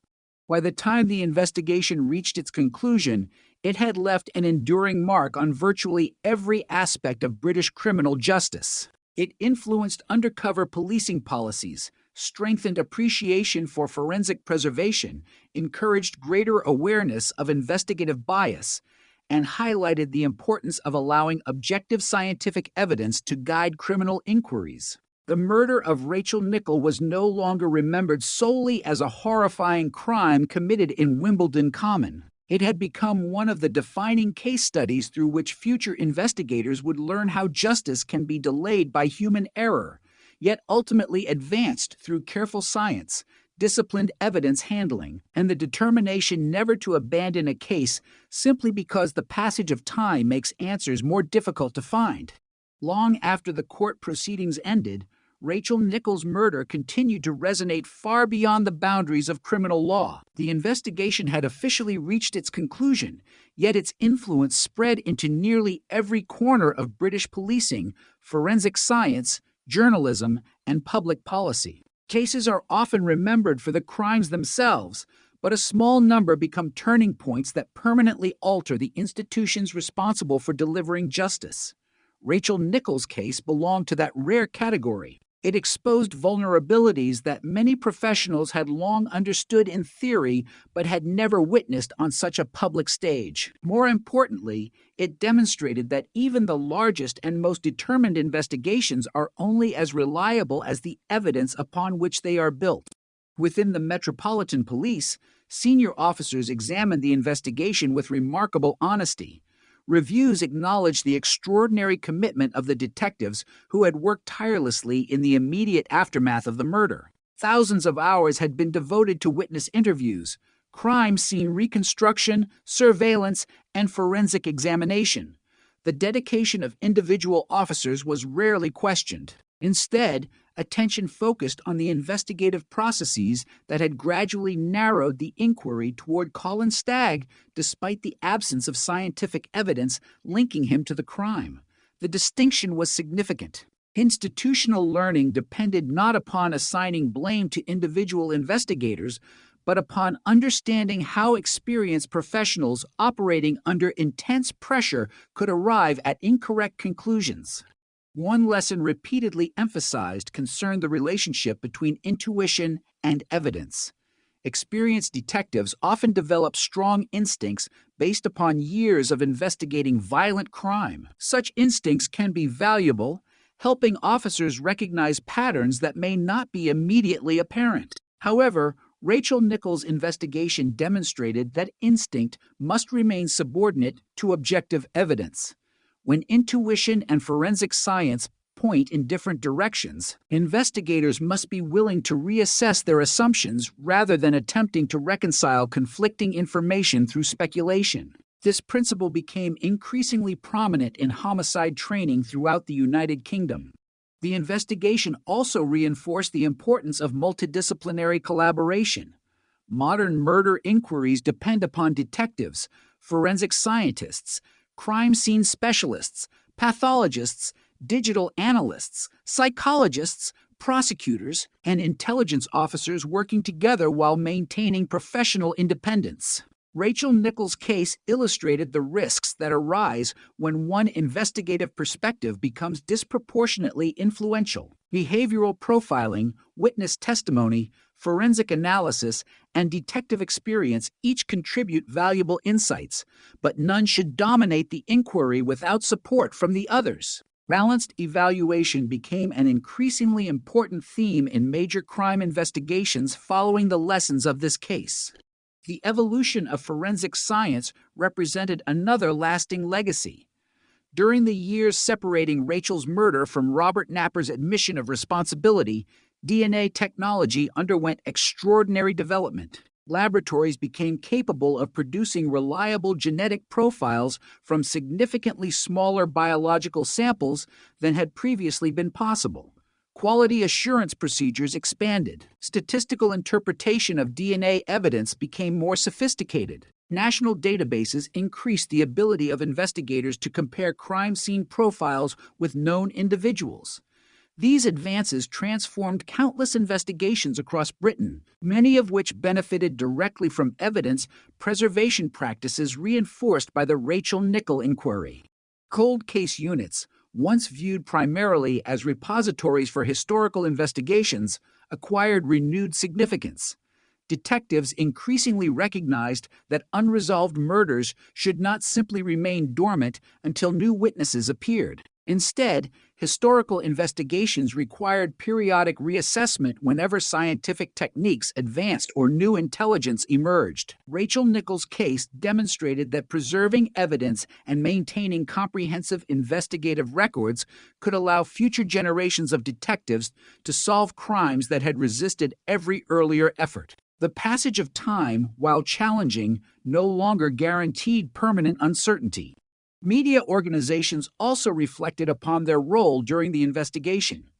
Coverage of Rachel Nichols' murder had been intense from the very beginning, driven by legitimate public interest in an exceptionally serious crime. Yet journalists later examined how sustained reporting surrounding Colin Stagg had contributed to widespread public assumptions about his guilt, despite the absence of a conviction. The investigation became an important reference point in discussions concerning responsible crime reporting, the presumption of innocence, and the influence of extensive media attention on both public opinion and ongoing criminal investigations. Although newspapers and broadcasters retained their essential role in informing the public, many acknowledged the importance of distinguishing clearly between investigative suspicion and established fact. Academic researchers likewise continued studying the case for years after its conclusion. Legal scholars analyzed Justice Sir Christopher Ognall's landmark ruling concerning undercover policing. Psychologists examined confirmation bias and decision-making under pressure. Criminologists evaluated the interaction between behavioral profiling and forensic science. Ethics specialists explored the responsibilities of investigators operating in highly publicized cases. The Rachel Nichols investigation became not merely a historical event, but a multidisciplinary case study illustrating how complex criminal investigations unfold within real institutional environments. For Rachel's family, however, such institutional developments existed alongside a far more personal reality. Public inquiries, academic articles, and police reforms could never replace the life that had been taken. The conclusion of legal proceedings offered certainty where uncertainty had once prevailed, but grief follows its own timetable. The years between 1992 and the final resolution represented far more than an investigative delay. They encompassed birthdays, anniversaries, family milestones, and countless ordinary moments experienced in the absence of someone who should have been there. Every public discussion of the investigation inevitably carried private emotional consequences for those who had loved Rachel. Alexander's experience remained particularly poignant. At only 2 years old, he had been present during one of Britain's most infamous crimes, yet he grew up understanding the events primarily through family memories, official records, and public reporting. As he reached adulthood, the investigation that had dominated newspaper headlines during his childhood became part of the historical record. For many observers, his life symbolized the enduring impact violent crime can have across generations. A single act of violence lasting only minutes had altered the course of an entire family for decades. The case also influenced public confidence in forensic science itself. DNA evidence came to be viewed not simply as another investigative tool, but as one of the most objective forms of evidence available within the criminal justice system. Cortez continued emphasizing that DNA must always be interpreted alongside the broader evidentiary context. Yet Rachel Nichols' investigation demonstrated the extraordinary reliability of carefully collected and preserved biological evidence. It reinforced public understanding that scientific findings can both identify the guilty and protect the innocent, a dual role fundamental to modern criminal justice. Internationally, investigators from other jurisdictions examined the case when reviewing their own major crime procedures. The lessons concerning evidence preservation, cognitive bias, covert operations, and forensic advancement proved relevant far beyond Britain. Conferences on homicide investigation frequently reference the inquiry as an illustration of how institutional learning can emerge from investigative failure. While the mistakes could not be undone, their careful examination contributed to improvements benefiting future investigations around the world. Perhaps the most enduring lesson lay in the quiet persistence of evidence itself.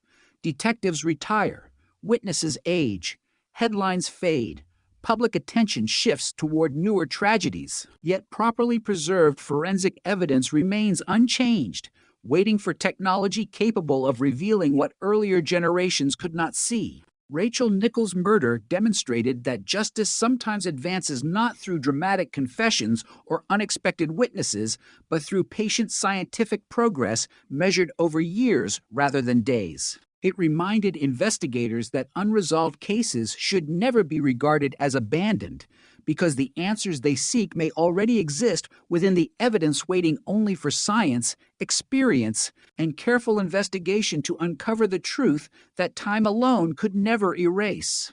More than 3 decades after Rachel Nichols' murder, the case continues to occupy a unique place in the history of British criminal justice. It is remembered not simply because of the horrific violence that occurred on a summer morning in Wimbledon Common, nor solely because the investigation ultimately identified the correct offender through advances in DNA science. Its lasting significance lies in the way it fundamentally reshaped professional thinking about how major investigations should be conducted. Every stage of the inquiry, from the initial crime scene examination to the failed prosecution of Colin Stagg, from the preservation of forensic evidence to the eventual identification of Robert Napper, became part of a wider institutional memory that continues to influence detectives entering the profession today. One of the most important changes inspired by cases such as Rachel Nichols concerns the management of major incident investigations. Modern homicide inquiries now place far greater emphasis on structured decision-making. Significant investigative choices are carefully documented, reviewed, and challenged throughout the life of an investigation. Senior investigating officers are encouraged not only to pursue the strongest available leads, but also to ensure that alternative hypotheses remain under active consideration. This process helps reduce the risk that an early theory will become so dominant that contradictory evidence is unintentionally overlooked. Independent case reviews have likewise become an increasingly valuable safeguard.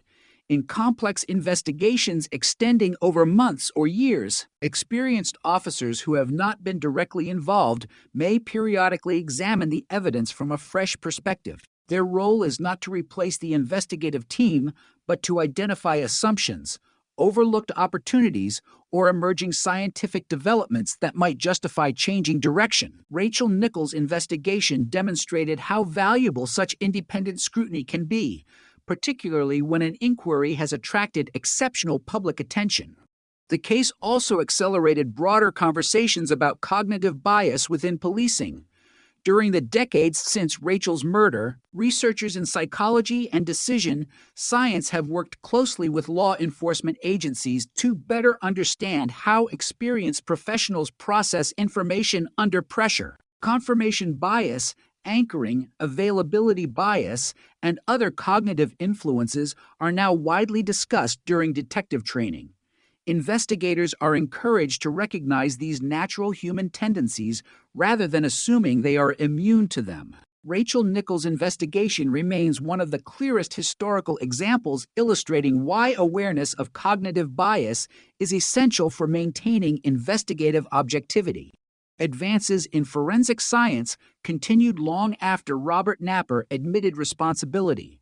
Laboratories refined DNA interpretation methods, improved contamination controls, and expanded the ability to analyze complex biological mixtures. Digital record-keeping enhanced the management of forensic exhibits, ensuring that evidence collected during major investigations could be preserved and revisited with confidence decades later. While Rachel Nichols' case did not involve investigative genetic genealogy, a technique developed much later, nevertheless demonstrated the broader principle that scientific innovation can transform investigations once considered unsolvable. The investigation also highlighted the importance of meticulous crime scene management. Every biological sample recovered from Wimbledon Common in July 1992 had been documented, packaged, and preserved according to professional standards. At the time, no one could predict precisely what future technologies might reveal. Yet because those procedures were followed with care, the evidence retained its evidential value for years. Across policing, the case reinforced an enduring lesson. Investigators should preserve evidence not only for the questions they can answer today, but also for those future science may answer tomorrow. Another significant area of reflection involved communication with victims' families. Major investigations often extend over many years, placing enormous emotional strain on relatives who must live with uncertainty while public interest rises and falls. Following cases such as Rachel Nichols, police services increasingly recognize the importance of maintaining consistent, compassionate, and transparent communication with families throughout lengthy investigations. While no amount of information can eliminate grief, respectful engagement helps ensure that families remain informed participants rather than distant observers of the investigative process. The role of forensic psychologists and behavioral analysts also evolved. Criminal profiling continues to serve as a useful investigative resource in many jurisdictions, particularly when identifying behavioral patterns across linked offenses. However, Rachel Nichols' investigation reinforced a principle now widely accepted among experienced investigators. Behavioral analysis generates hypotheses, not conclusions. A profile may assist in prioritizing inquiries, but it cannot replace physical evidence, credible witness testimony, or other objectively verifiable facts. The distinction has become an important component of modern investigative practice. Legal scholars frequently cite the Rachel Nichols investigation when discussing the balance between effective law enforcement and procedural fairness. The collapse of the prosecution against Colin Stagg underscored the judiciary's responsibility to ensure that evidence presented before a court has been obtained through lawful and appropriate investigative methods. Public pressure to solve a notorious crime, however intense, cannot justify compromising fundamental legal protections. This principle remains central to democratic criminal justice systems, where the integrity of investigative methods is inseparable from the legitimacy of criminal convictions. For Colin Stagg himself, the years following the resolution of the case represented an opportunity to rebuild a life profoundly affected by events beyond his control. Although the courts had rejected the prosecution years earlier, public suspicion had lingered until Robert Napper's responsibility was conclusively established. The eventual resolution reaffirmed the importance of the presumption of innocence and highlighted the lasting personal consequences that can arise when individuals become publicly associated with serious criminal investigations despite the absence of sufficient evidence. The investigation likewise encouraged broader public appreciation for the careful distinction between suspicion and proof. Detectives may legitimately investigate individuals based on available information, but criminal responsibility can only be established through evidence capable of withstanding judicial scrutiny. Rachel Nichols' case demonstrated that these safeguards protect not only defendants, but also the integrity of the justice system itself. Convictions achieved without reliable evidence ultimately undermine public confidence rather than strengthen it. Today, new detectives studying historical homicide investigations often encounter the Rachel Nichols case early in their professional education. They examine the original crime scene, the investigative strategies adopted during the early 1990s, the controversial undercover operation, the judicial rulings that followed, and the eventual forensic breakthrough. Rather than presenting the investigation as either a complete failure or an uncomplicated success, instructors emphasize its complexity. Dedicated investigators work tirelessly under immense pressure, yet institutional assumptions influence critical decisions. Scientific evidence ultimately provided the answers, but only because earlier forensic officers had preserved that evidence with exceptional care. The case therefore illustrates both the fallibility of human judgment and the enduring reliability of objective scientific inquiry. Standing today in Wimbledon Common, visitors encounter a landscape remarkably similar to the one Rachel Nichols knew in 1992. Trees have continued to grow. Footpaths remain busy with walkers, runners, cyclists, and families enjoying one of London's most treasured green spaces. Time has softened many visible traces of the tragedy, but history remains embedded within the landscape. For those who remember the events of that July morning, the Common is more than a park. It is a reminder of a crime that challenged an entire justice system, exposed the consequences of investigative error, and ultimately demonstrated that while truth may sometimes be delayed, careful evidence, scientific progress, and persistent investigation possess a remarkable capacity to illuminate even the darkest chapters of the past. The story of Rachel Nichols' murder did not end with a courtroom ruling or the confirmation of a DNA match. In many respects, those events marked the beginning of a broader national reckoning. As investigators closed one of Britain's most complex homicide inquiries, attention shifted toward understanding how an investigation with immense resources, experienced detectives, and widespread public support had traveled so far in the wrong direction before science finally revealed the truth. The answers would shape policing for years to come, not through dramatic reforms announced overnight, but through countless procedural changes, training programs, and institutional discussions designed to ensure that future investigations learned from the past. Among the most significant developments was a renewed emphasis on evidence-led investigations. Modern detectives are trained to distinguish carefully between information that generates investigative opportunities and evidence that can establish facts. Witness accounts, behavioral assessments, anonymous tips, and criminal intelligence each play valuable roles in directing inquiries, but none carries the same evidential weight as objectively verifiable forensic findings. Rachel Nichols' investigation became an enduring example of why investigators must continually reassess whether emerging information genuinely strengthens a case or merely appears consistent with an existing theory. This shift in thinking extended to the management of major incident rooms. During complex investigations, thousands of documents accumulate rapidly witness statements, surveillance logs, forensic reports, intelligence assessments, interview records, and analytical reviews. Modern investigative management systems increasingly emphasize structured documentation of decision-making, ensuring that significant choices can later be examined, understood, and, if necessary, challenged. Every major investigative decision leaves a documented rationale, allowing supervisors and independent reviewers to evaluate whether conclusions remain supported by the available evidence as new information emerges. The Rachel Nichols investigation also reinforced the importance of preserving investigative flexibility. Detectives frequently describe murder investigations as living inquiries rather than static events. New witnesses appear unexpectedly. Scientific methods evolve. Previously unrelated cases reveal hidden connections. Effective investigations therefore remain open to revision even after months or years of work. The willingness to reconsider earlier assumptions is now recognized as a professional strength rather than an admission of failure. Rachel's case demonstrated that persistence often requires the courage to acknowledge when an investigation must change direction. Another enduring lesson concerns the preservation of forensic exhibits.